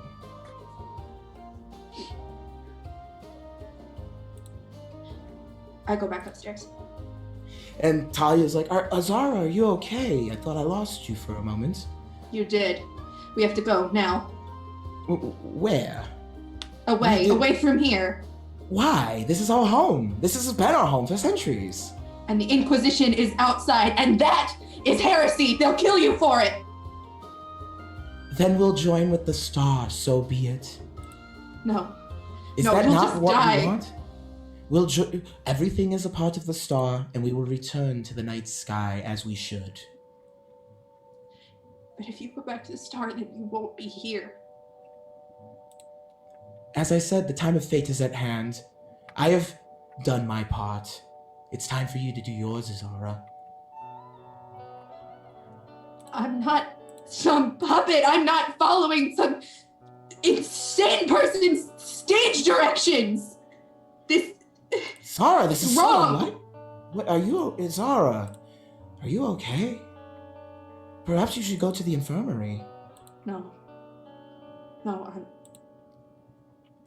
I'm not. Abbess, was it true? Did you sell my mother to Boreala? I did no such thing. The emissary said in order for me to receive the star's gift, that the star required dust. As you know, all souls are made of stardust. I did nothing with your mother. The emissary was the one who wanted her. And you gave her to him. Who am I to deny the star what it wants? The star didn't want my mother. That's not the star. It's a liar. The star's emissary is the moon, is it not? The book told us. Ezara, I'm fearing for your soul right now with what you're saying. For my soul. You're the chosen one. You're not supposed to speak like this. Chosen? I didn't ask to be chosen! I didn't ask for any of this! I just wanted my family! That's all I ever wanted! And I didn't ask to be for the tasks the star put upon me. But we do what we are asked by the star because the star has a plan for this realm, as told in the night sky and the Astro Domine. Maybe there is a plan. And maybe this is where it ends, or starts, or something. But frankly, Abbess, I don't give a fuck what the star wants from me! I lost everything because of your plan. I was a child. I was 10 years old. I trusted you. I believed in you. How could you do this? So you too have fallen away from our faith. And after I talked with your companion, I was very hopeful you would be receptive to this message. Perhaps it was too soon. Shaw told me. He said that he told you that my specialty was violence. And that pleased you? That made you happy that I'm good at hurting people? It wasn't the violence itself. It's what he described you as, taking on your true divine form. And look at you now. You certainly have that aspect to you. A weapon. That's what you wanted. That's all you wanted. You wanted a weapon. To lead a war. I didn't want a war. Kovith wants war. They're the ones who came here. I never asked for them to set up their weapons and bring their soldiers. I'm just trying to lead my peaceful ways with my religion. Your peaceful ways that include letting my father die. No, your father did that. Your father died by his own hand. His purpose just was not done on this realm yet.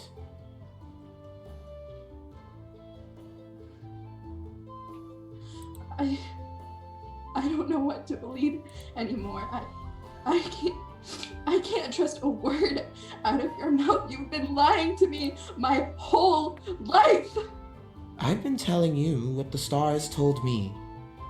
The truth. Aren't you listening to me? That's not the star whispering in your ear. It never has been. And how would you know? Because it spoke to me too.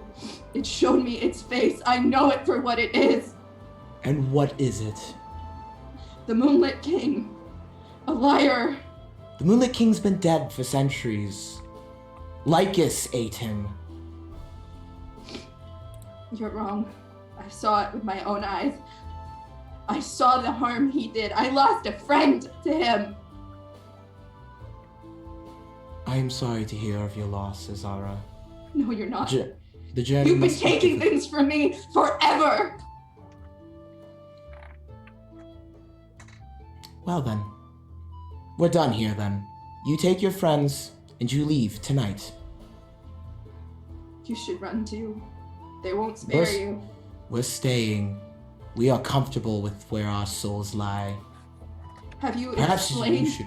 to everyone in the Abbey? Have you told them what you staked their lives on?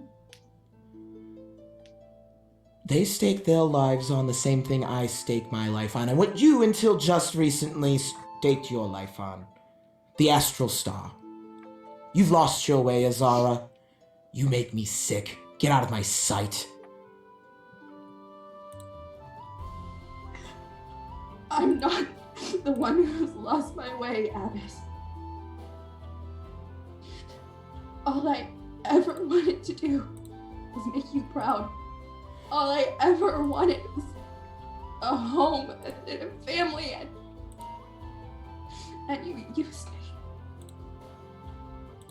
But those innocent people down there, you used them too, and they don't deserve to die for that.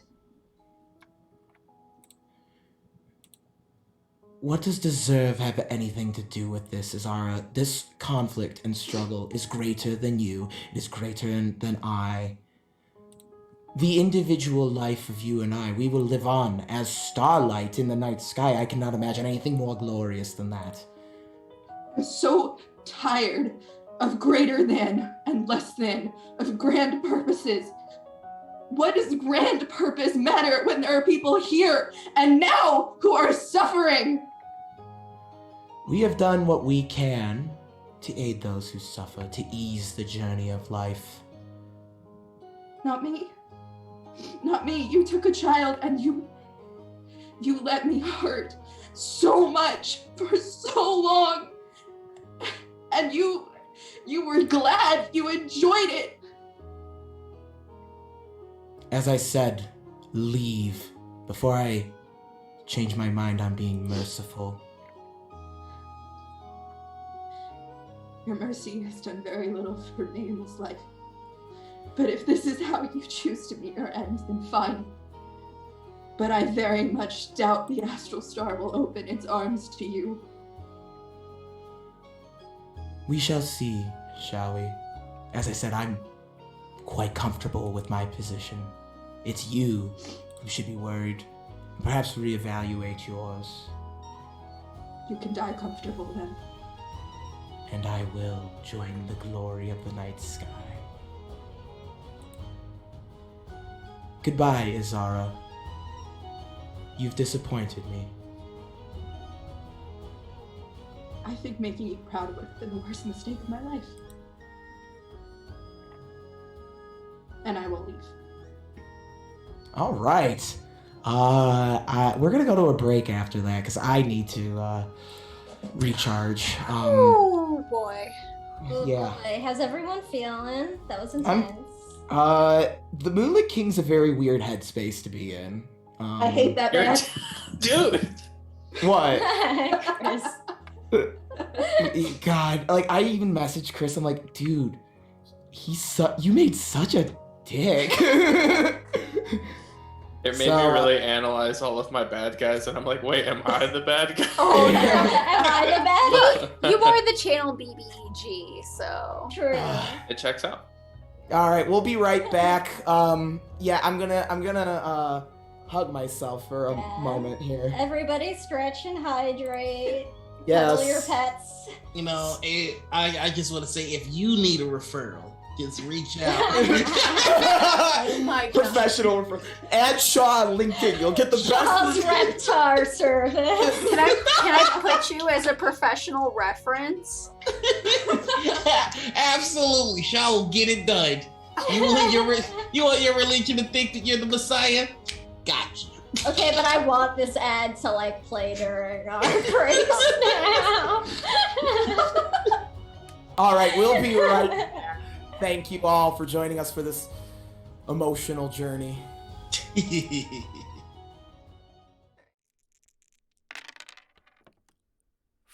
Fuck.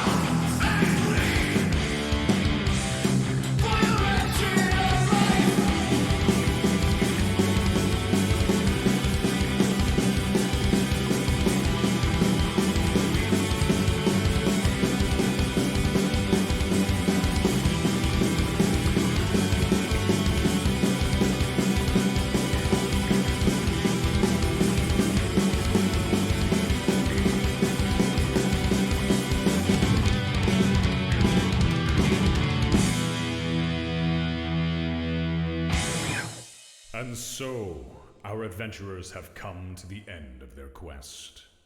Ah, but the season is young. What other tales are there to be told of our heroes?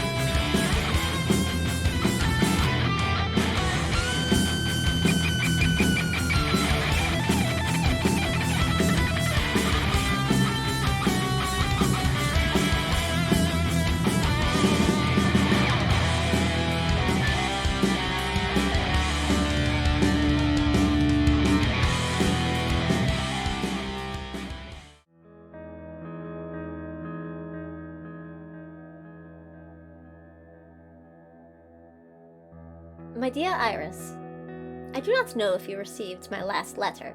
I posted it to you from Brocktree, but I am not certain if the courier left with it before the Inquisition came through.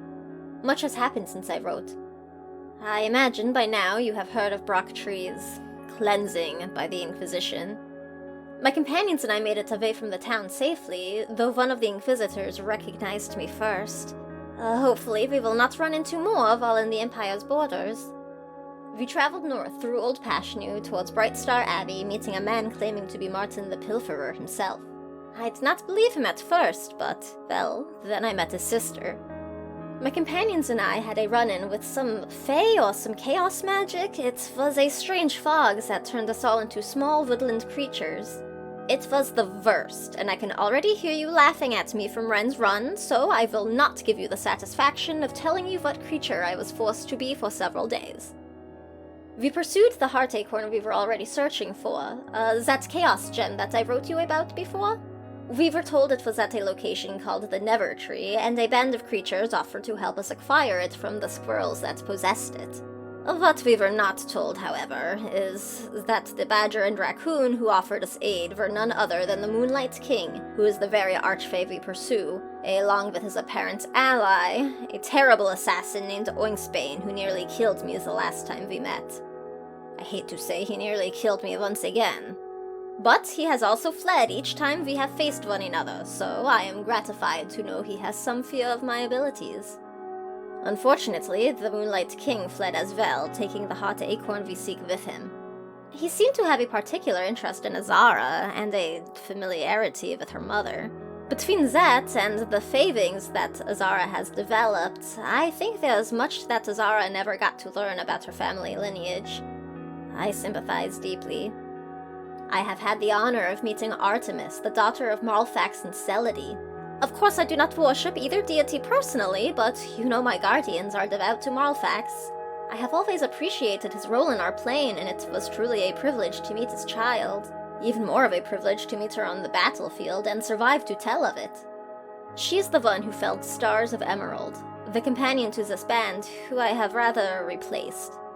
It seems Artemis was under the Moonlight King's control due to his power over the moons and her own innate connection to them. Shaw was able to pull her away from the king in his flight, and it seemed to break his control over her for the time being. Shaw and Stars of Emerald were very close. It was moving to see Shaw speak with Artemis and come to a point where they could forgive her. Once Artemis finds a way to free themselves of the Archfae's control for good, we will have a powerful ally at our side indeed. We continue to Brightstar Abbey now, where I will post this letter. It seems Ezara's home may have some unpleasant ties to the Moonlit King and his actions. I will try to update you as soon as I can. If nothing else, these will be some excellent records to add to the library's correspondence archives. Archfey, demigods, conspiracies within the Astral Star hierarchies. It is better than the fiction section. I hope that you are well upon receiving this, Iris. I must say I wish you could be here on the road with me. With us. I have seen more ancient beings and artifacts in the last week alone than I even did in years of working at the Great Library. Maybe one day we will see some history made together. Stay safe. Your Freunde, Oleander.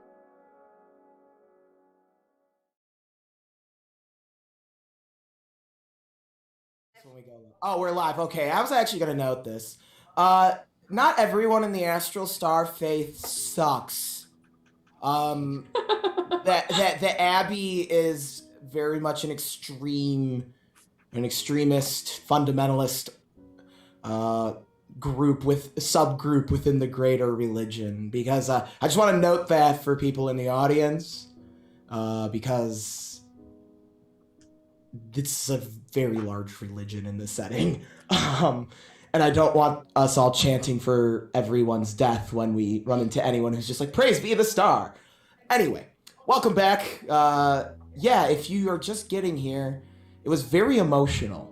I recommend watching that fantastic scene. Great job, Lucy, by the way. You know, a lot of fun backstory things are happening. So, Lucy had clued me in. Ezara runs down the stairs, bolts into the Founders Hall. And Lucy, why don't you go ahead and describe what it's like as Ezara tries to warn the people about what's going to happen here. So she just goes tearing into the room. I imagine there's like a head table for the in-charge people at the front. So she's going to sprint up, completely different than she came in as, now with wings and a crown, and is going to leap up onto the table and set off some kind of magical flare, just a burst of this white light. And she's going to say, listen to me. The Inquisition is outside, and I have had warning that they're coming, and they will raise this place and anyone here. And everyone just kind of blankly looks at you and just is kind of like, oh, okay? If you value your lives, then you need to leave this place immediately. Why would we want to leave? This is our home.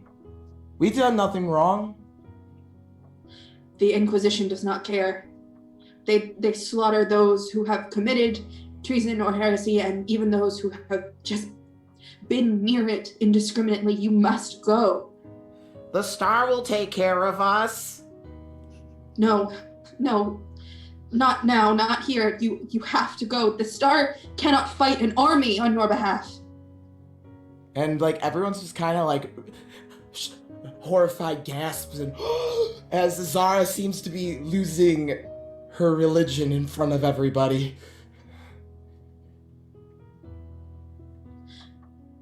I have seen magic and divinity do great things, but I have also seen innocent people slaughtered in moments by the Inquisition. I have heard tell of massacres at their hands, and no divinity can stop a bullet for you. And that's when the abbess walks back in. Fear not, everyone.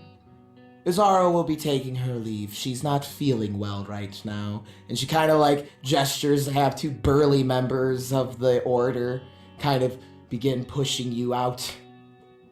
I hope you can rest well knowing that you have led every person here to their deaths by the hand. We will rest very well under the starlight tonight. And you just are kind of, all of you are just kind of pushed out of the whole abbey without any explanation. None of you know what happened up in the observatory, and now you're just all getting shoved out with Ezara for no reason. I assume we can detour to grab our stuff from the founders. Yeah, they let you grab your stuff, and they kicked you out of the feast hall.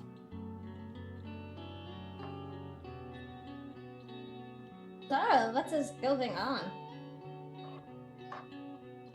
It's a long story. It's complicated, but I think the Inquisition will be moving soon.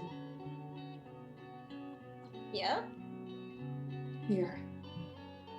I tried to get them to leave, but they won't listen to me.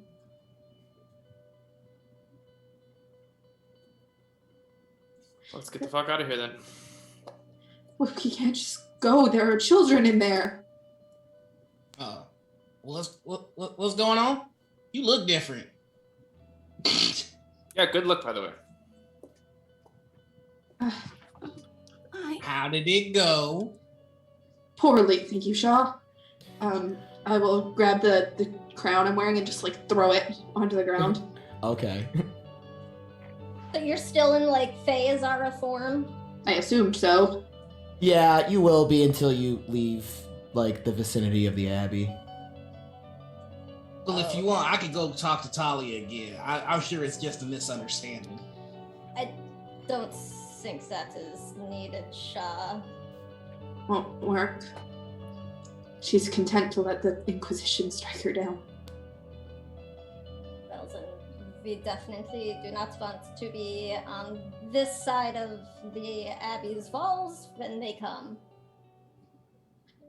I have an idea.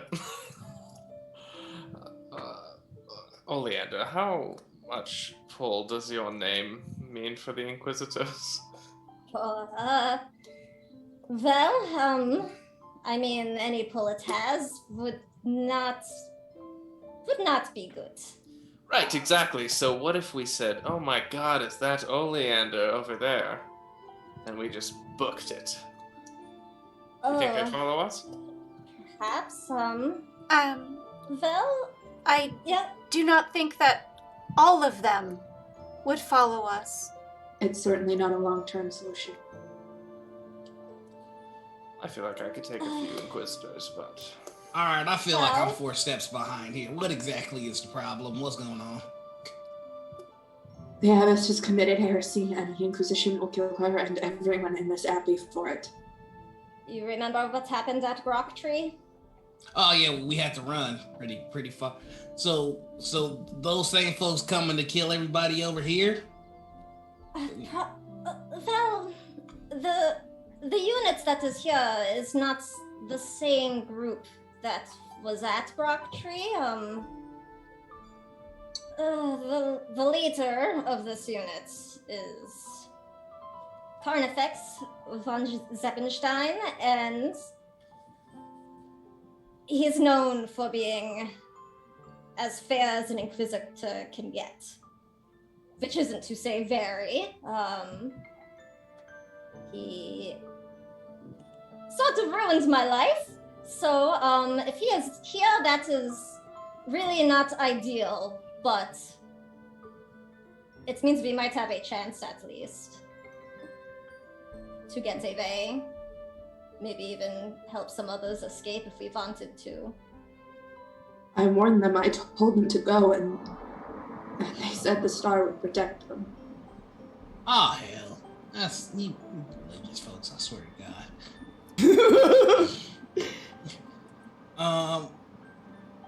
Alright. Shaw's gonna walk past you. And he's gonna see if he can find Talia. Oh god, no. Oh, jeez. Okay, well, you'd have to go back to Founders Hall, and they're not letting you back in, that's for sure. Alright, how capable do they seem of stopping me? They're monks. They live a pastoral lifestyle here at the Abbey, So you could probably punch them both in one swing. I'm a stiff arm. We gotta convince this lady of saving lives. We can't just leave a bunch of people to die again. I'm not doing it. Okay, so you bust into the Founders Hall, pushing past these two monks. And at this point, Talia gives an she's so done with Ezara and her friends' bullshit at this point. Fucking mutual, bitch! Can I help you, Sir Emerald? Yes, Talia, it's time for you and your folks to round up. Apparently there's a bunch of murderers coming your way, and I don't want you just staying here. We're not going anywhere. We have the walls to protect us. Yeah, You'll have to try harder than that. Well, your 2 months were very easily passed through. And I'm not in the inclination to murder right now, but if I was, I would have been able to take at least 4 people. So y'all gotta get moving, please. I don't want none of y'all to die. You seem like real fine folk. We are safe within the star's light here. I would like to immediately punch her in the face.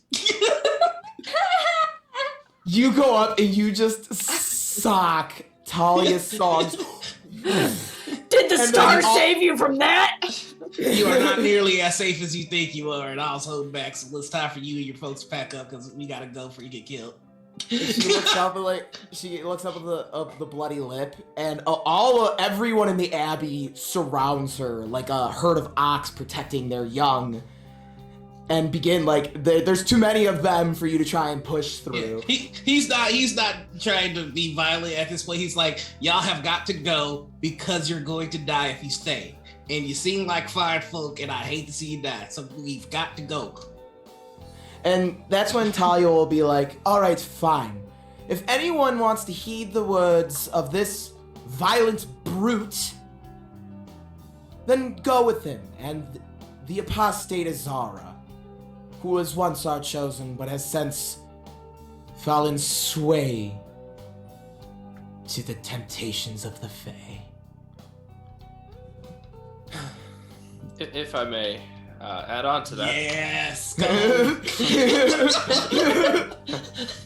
I have personally buried too many young folk in my life. And I know that there are those which are too young for combat here, and I would at least ask that you send some of them away. If you want to make your decision, fine, but they're not old enough to make their own. And Fine. you making them is criminal. Fine, on one condition. Name it. You, silver-tongued devil, Silverthorn. Prefer honey tongue, but anyways. I want your account of what was said here. How fate was woven and took place here. And how the stars chosen betrayed fate this very night. I will promise you that I will tell the story of what happened here. Hell, I'll learn to write so I can tell the truth. Don't ever give that man a pen. Wouldn't dream of it. That can be part of our deal. Aw. Sure, I'll give you a pen later. Oh, yay! I mean, all bummed out. This is acting. Nice. We will. We have lost our chosen, Sir Silverthorn. Perhaps someday you could provide us with one. I don't like that. I've got a lot of fish to fry, dear That's a Abbess. bad plan, Sword. Don't do that. Don't agree to that. I've got a lot of fish to fry, Abbess. Maybe we can discuss in the future, but currently we need to get your booty children call? out of here. Is this a booty call? Seriously, did you just hit on Soren? Yeah, I'm like, man, I'm standing right here. Like, I thought me and Talia had a thing, but okay, no, you do you, boo. I'm used to it. It's fine. I calm everyone down. It's fine. It happens. Maybe in the future we can discuss such arrangements if your faith in the star holds true. My faith will never be shaken, unlike that weakling. You have yourself a deal, Mr. Silverthorn. take the young ones and do as you will with them. The star will protect them. Alright, Ezara, you have a ton of children now, and I'll just sleep. Now Chelsea. get out before I have you hung. You couldn't if you tried, but we will leave. And I'll, we'll Can I try one last thing as we're leaving? Oh my Sure, God. one last thing. I would like to try an intimidation check to get those that are like scared, but Okay. are too scared to say something. Like I Sure. want to push their fear to the point where they're like, "All right, yeah, I'm getting the fuck out." Alright, yeah, go for it. Yeah, go for it. All right, here we go. Right, and the way that I'm expressing this is just Shaw going. All right, and just in case you're wondering, here's how you'll probably die. Oh no. At level and. Oh, fuck! Crit! Oh my Oh, damn. god! You see, I mean, if I were the Inquisition coming, I'd start with the tendons, make sure you can't move, so you get to watch as we start killing people that you love. So, And fade to black. and Shaw is able to convince a handful of folks that, you know what, my faith should live on for another day. I want to go to church next weekend, so I'm a leave. I'm a dip. I'll see y'all. So we gotta go. Before we leave, I want to turn and say over my shoulder, Tali-san, I hope in this life and the next, and all the moments in between, you carry the weight of the suffering you have caused. And to the rest of you, I truly hope you survive this night. And if you do not, I hope you find peace. Then she just waves you off, doesn't even give you, like, the satisfaction of acknowledging that you spoke. And you're leaving the Abbey at this point, and as you're exiting the gates, the two guard inquisitors from earlier, I see you've made fine choices then. Good timing too. Lord Apollo's on his way now. Oh, don't like that. Wait, what? Lord Apollo von Zeppenstein is on his way now. Oh, Serves the warrant to search this God's forsaken place. well, that must be a sight to see. You would not happen to know how far out his forces are, would you? Yeah. Fine sight to see. Apollo's a very fine butcher of heretics. Like the Carnifex himself. Yes, I'm He's- sure he must be very proud. They are probably in camp preparing for their search. Oh, so he is already here. Oh, that is. There's another suitor who wishes for Lord von Zeppenstein's company. Shall I pass on the token of thine gratitude? You seem very enamored by him. Certainly. Tell him Wilhelmina Twig sends her regards. Verhema. Will do. And he just gives like a fine Covithian noble lady such as yourself. It must be an honor for Lord Apollo von Zeppenstein. Well, I would only be so lucky. And they just kind of like, they're making like their hoots and hollers as you're walking away, like, because all these guys are up in Apollo's business, whoever this Apollo guy is. Some nerd, I'm sure. Yeah, some nerd who's like a nerd about the Inquisition or something. Some rando. Totally So- unimportant. So anyway, you're kind of walking away from the Abbey, and you do see kind of like little blips of torchlights kind of leaving the Covithian Inquisitors camp. How far are they? They're a decent distance out. If you like wanted to try and meet them in the middle, you could. Not necessarily meet. Oleander literally just wants to try to get a glimpse if she can. So I think as we're sort of heading on, she'll actually stop her chair. Okay. And like, Ida's with you. I forgot to mention, you guys found Ida after. Yeah, Ida's generally always with Oleander unless we're in a combat situation. Like, if combat happens, she just, like, runs away. Just wanted to be clear, we did find the dog.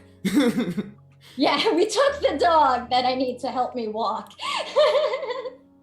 But actually right now, Oleander's going to get up and not unhitch Ida from her chair. And is going to sort of look at this big ass group of people because we have like a bunch of kids with us now too, right? Like, yeah, escorting out. Yeah.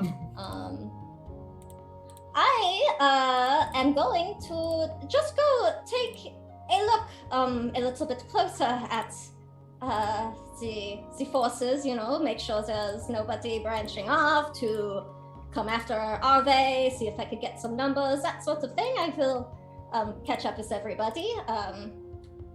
If you want to put some of these smaller kids in the chairs so they don't have to walk, that is fine.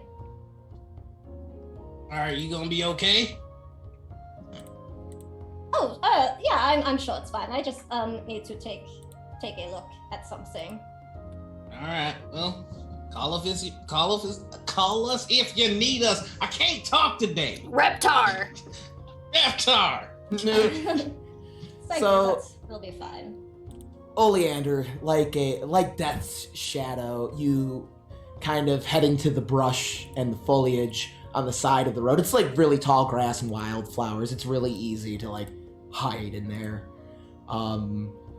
So you make your way up the up the way towards where these Inquisitors are coming from. Where are you gonna like try and take cover?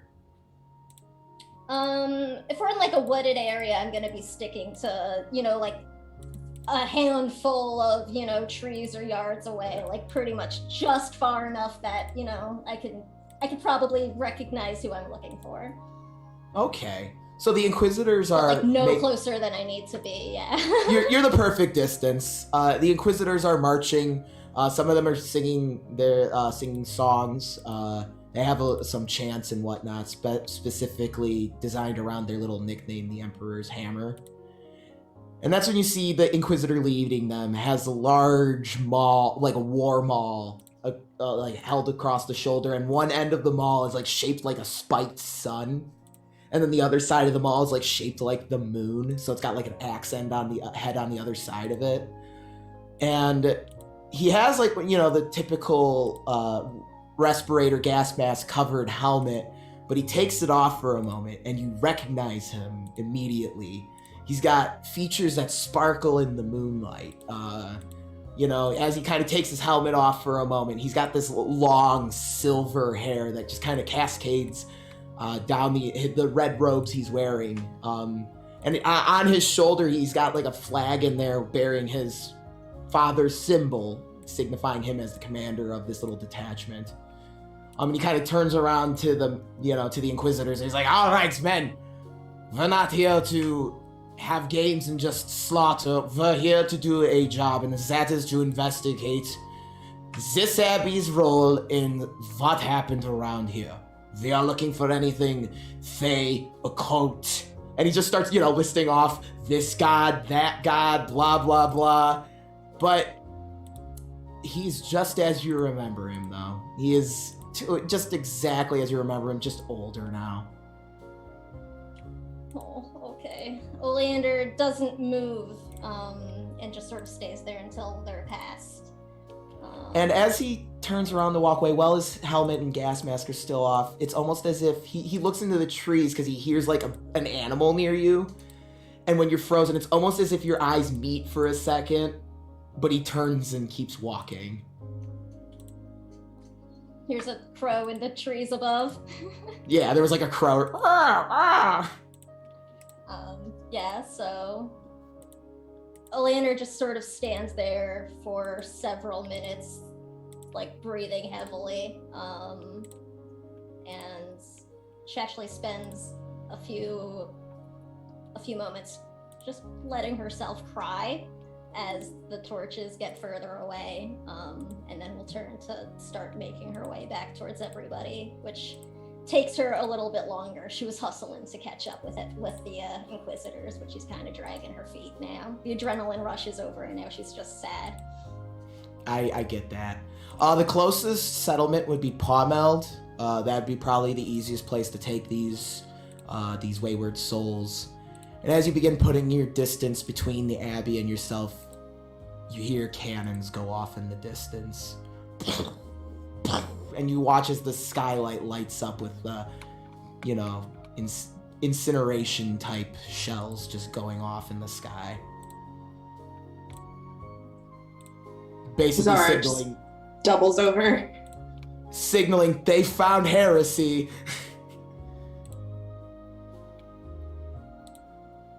I'm supposing it's too late to go back now and try and help anybody, so let's keep going.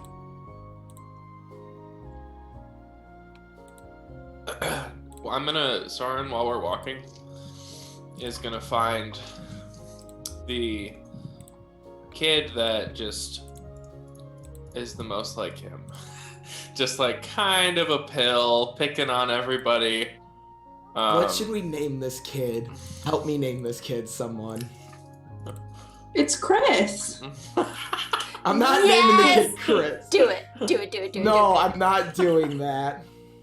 His Searing. name. Name him Fine. Searing. His name is Jimothy. I'm gonna go with Christoph. His name is Christoph. Perfect. And there's little Christoph. He's this little half elf, sandy hair. He's picking his nose and like flicking his boogers at some of the other young kids, being a little pill. Hey, kid. Hey, what's up? You're pretty cool. Wait. He kind of leans up. You got the stuff, man? Oh, Jesus. Whoa! You're not that cool. You're like 12. I'm not gonna. Hey, Heroes the Assembling Cards. I thought you were my guy. Oh.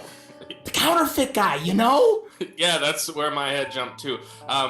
No, I don't have any. Sorry. You don't got my Nettle split cards? No, I don't. I was gonna sell those. I was gonna get like a pack of candied violets.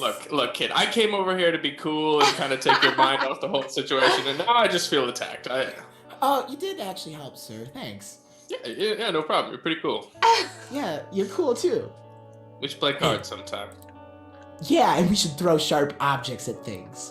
Oh, that's a classic. Yes. Yeah. Oh, and we should stand over. If we get into the town, there's a bridge over a street. We should stand on the bridge and spit on people's heads. Oh man, we should stick together, Christoph. I like you, Mister. What's your name? Not card dealer. My name's Soren. Do you have a card guy, by the way? A long way from here. Ooh, you're gonna have to introduce me, cause I think my card guy just he didn't leave. So. Well, keep in touch. Look, this kid's just like, this is how I deal. He's dealing with it how Soren deals with it, pretending like nothing's wrong. Yeah. Yep, and so I will just kind of, pick on him the rest of the walk to make sure that he's fine. Oh, he's very fun to hang around with, though. He definitely does the classic flinging mashed potatoes at someone's face. Oh my god. This is perfect. Hey, kid. And he like has some other kids that are like that carry his shit for him. Yeah, see, that's a baller move. That's a baller move. I tried that once. Camera pans to Constance still carrying Soren shit. This kid is great. So Our we should pull campaign some. is fucked. We should pull some pranks on my friends later, Christoph. Once we get to town.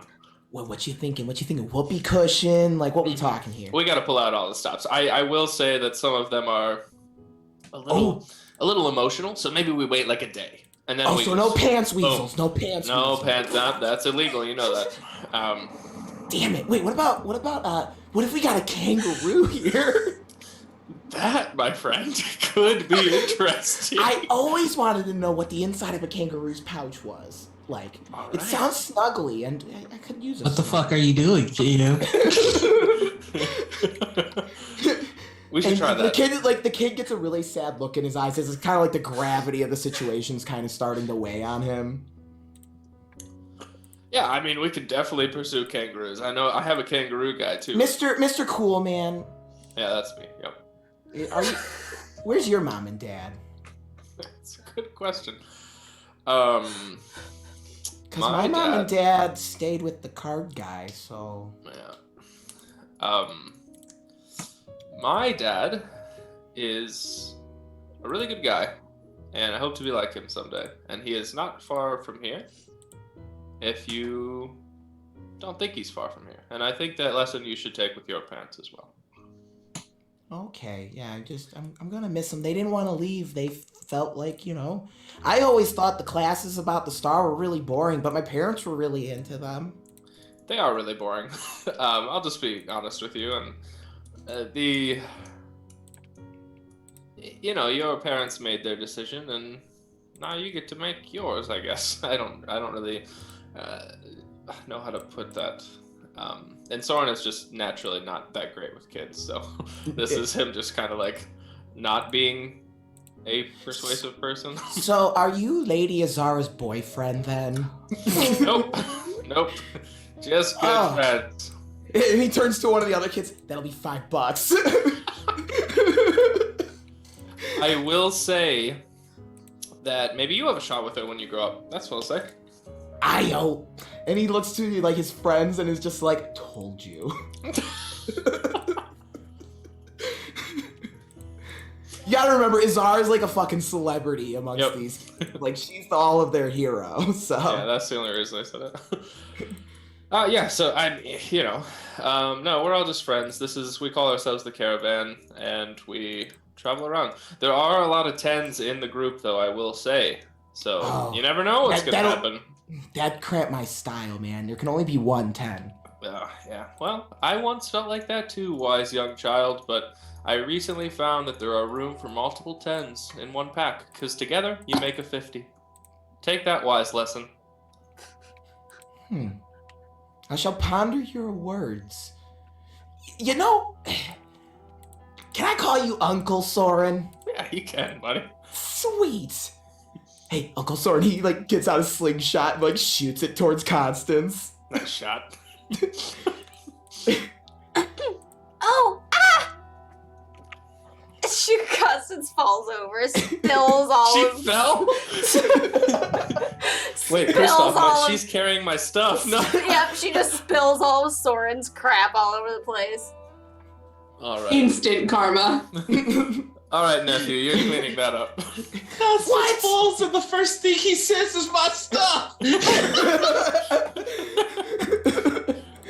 Oh, hey, what's that? And he points towards your book.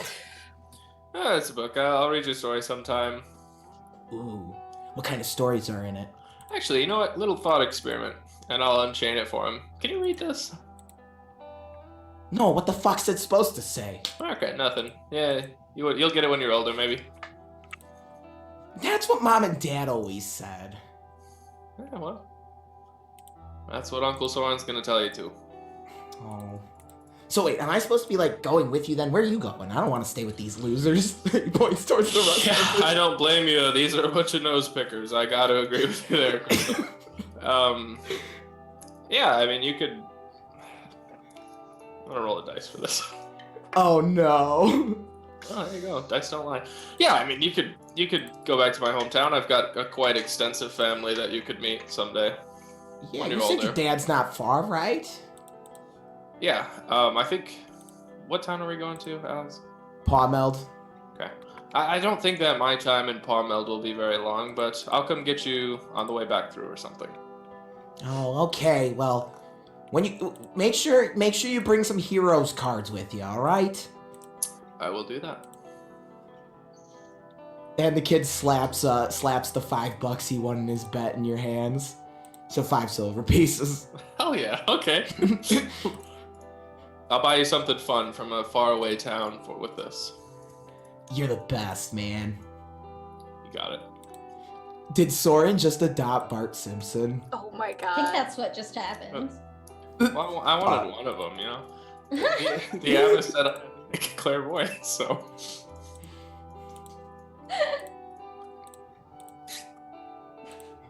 Damn, that was cold even by my standards. Oh my god. Thank you for reminding me that the robot devil exists. Oh, Bender! All right. Everybody gets a kid. Come on, line up. No, I'm good. So you make it's a few hours to Pawmel from Brightstar Abbey, a solemn journey to say the least. But you arrive, and Ezara, you do see that the husk of the old apothecary's shop still remains but a husk even to this day. Still boarded up after all these years. And a lot of the people are breathing a sigh of relief. The kids are really happy to kind of, be in civilization again, and they've never been in a village like this, so they're all like, whoa!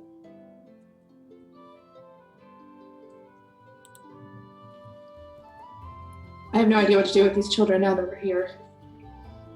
I was kind of hoping that one of y'all would know what to do with all the kids. Oh, I But know. we got a bunch of the adults too, right? We got the ones that I scared to death when I told them about the thing that they're going to do with the bananas. They could all seek safe haven and eternal trust. I think we should focus on tonight first. There is an inn, it's that way. All right, let's get to the end. Do we have enough money for everybody to? You know what? Kids probably get to stay free, so there's no problem. I got some silver still. How many people are with us? I didn't really count. There's quite a few. You got the Abbey's, all the kids from the Abbey. A good chunk of adults, so you got like a crowd with you at least. I think the bigger problem is going to be an inn of this size is not likely to be able to accommodate so many people. The people of this town are good ones. They're hospitable. If they hear what happened, they'll probably be willing to help. I mean, you can probably still see some of the flashes in the distance. Yeah, and here, Oleander just looks. And Oleander, you hear just the perhaps one of the largest Kovithian cannons. It's almost as if you're there. Oleander, you recognize that as the echoing ring of the Kovithian rail fortress. Oh, scheisse. They really meant business. Hey, damn, that sounds like it would have been a hell of a fight back there.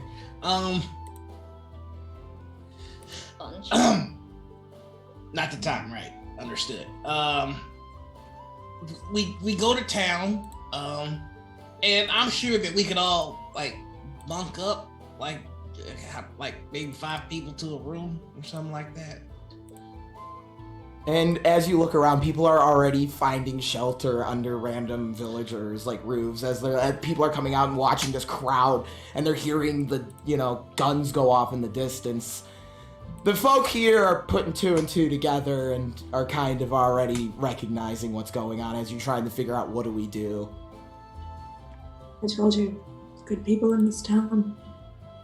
Now, do we have to worry about them being considered, what's that, heretics? I've been hearing that word a lot lately. I think voluntarily leaving should have put us in the clear. Yeah. If nothing else, those gods who saw us on the way out would be able to speak to them, leaving voluntarily, so. Excuse me for a moment. Huh? I'm going to break off from the group and approach the old apothecary. Yeah, sure. It's not the glorious place it once was. It's definitely a faded remnant. I'm going to go inside. Is it same as we left it? Basically, you just have to kick some boards in. So I've heard a lot of conflicting information over the past couple of days. Okay. Did my father leave a note? There is a note somewhere. Just kind of in your old room. and it just has your name written on it. I will pick it up. Okay. It's like you have to unfold it, and I don't have the note written right now, so We can figure out what it says later. I was gonna say I'm not gonna try and wing it, because it's like it basically it's like, dearest Ezara. Dearest Ezara, I want you to first know that your mother and I have always loved you. But we were always worried that your mother's family would become involved. In the event that they do, I'm leaving you with the fine folks at Brightstar Abbey, for they shall entrust your safety. Something along those lines, and then also basically saying, also, your mother wanted me to tell you, there's one more friend to be made along the way. One more friend to be made along the way. And then it just But says, with love always, Daddy. Does it indicate that he was leaving and intended to return, or that he really did die by suicide? It kind of basically said, I'm going for your mom. Her family got involved. I'm going for Mom. I'm leaving you with the people at Brightstar. Might be back, might not be back. We'll see what happens. But I love your mother too much to leave her behind. So, Ezara is going to sit down in her childhood bed and just break down. Fair. Shaw, there's a moment that during all of the commotion, you know how sometimes your brain likes to wander because people just start saying big words and Yeah. So while your brain's wandering, because those big words like reptar, they really make your noggin hurt. Yeah. Heretic and Yeah, and all that stuff. You're feeling wicked smacked right now, and you can't help but feel hazy and almost lost. You hear echoes and voices from your journey, and it all kind of flashes before you, making it difficult to put all the pieces together. But my brain feels like pudding. But you see a familiar form in the distance that makes everything seem clear and makes all the anxiety disappear. An old friend gone, but most certainly not forgotten. The familiar bushy tail twitches in that playful way you two would get when you got to wrestling with each other. Their eyes are... their eyes are greener than ever, shining through the haze of conflict and confusion, and all these weird conversations going around you. Their gaze brings peace and clarity. Your path grows closer in front of you, a stream expanding before you. It is a tranquil night, and the blood moon of Lycus shows strong in the autumn month. You stride atop a hill with ease and join your friends standing next to Emmy, looking over the town. Not the town you just arrived at, a different town at the border of a forest. Shaw, how are you feeling right now, spending time with your friend? Well, I feel like before my brain was full of pudding, but now I get to eat that pudding. So it was like a surprise. It was a surprise good thing. Okay, all right. So, I'm so sorry. Sam, if you wish to reprise your role as Emmy briefly to just kind of say hello to Shaw and ask him how he's been, feel free. Sure, my brain still is processing the pudding concept. Yeah, me too. That was beautiful, Noir. I want that on like a bumper sticker. He's so dumb.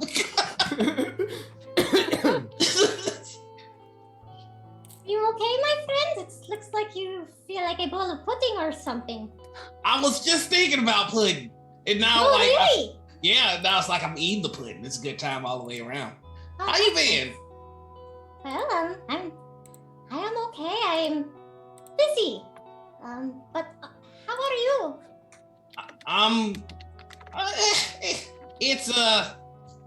It's a lot that's going on right now. Like, oh my goodness. All right. So there's so much to tell you, but like, let's run it from the latest thing that happened. So first off, Ezara looks weird. Well, she looked weird, but now she's back to normal. She was like not that she's not normally pretty, but she was like otherworldly pretty, but now she's back to regular pretty.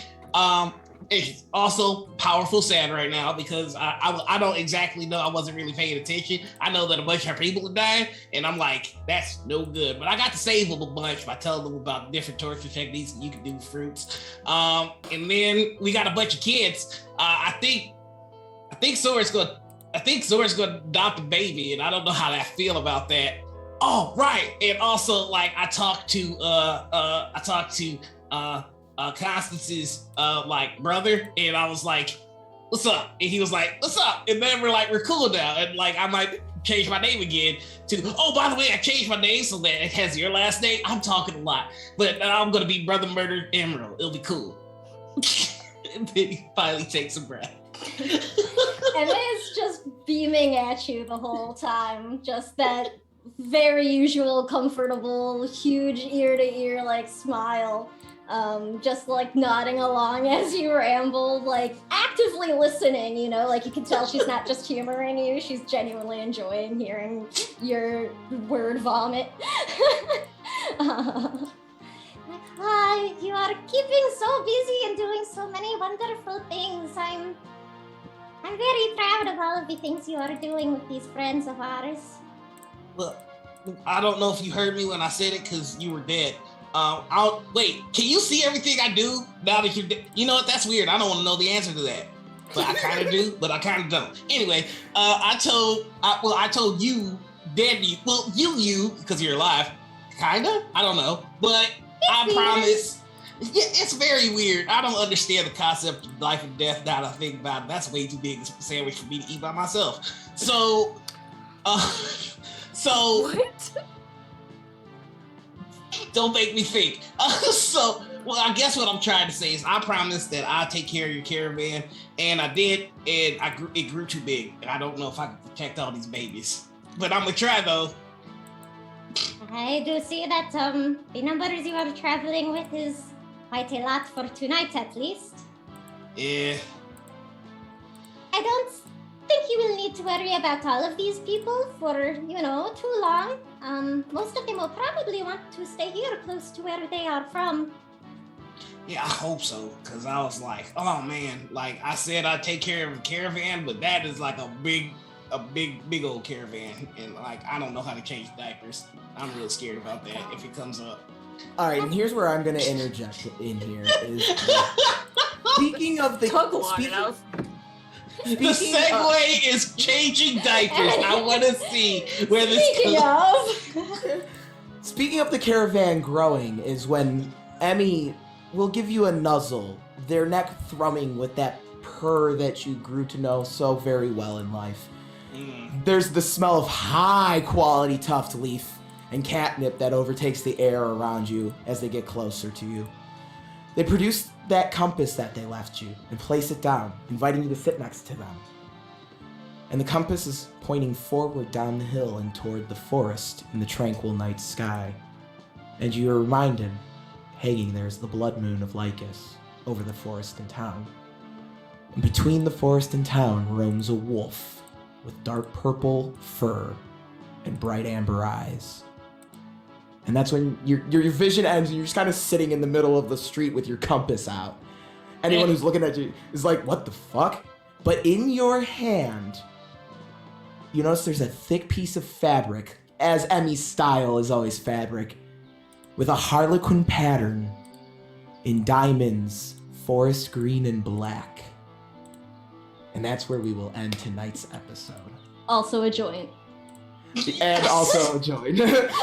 Amazing. Thank you, everyone, for joining us for this very emotional episode of WovenRealm.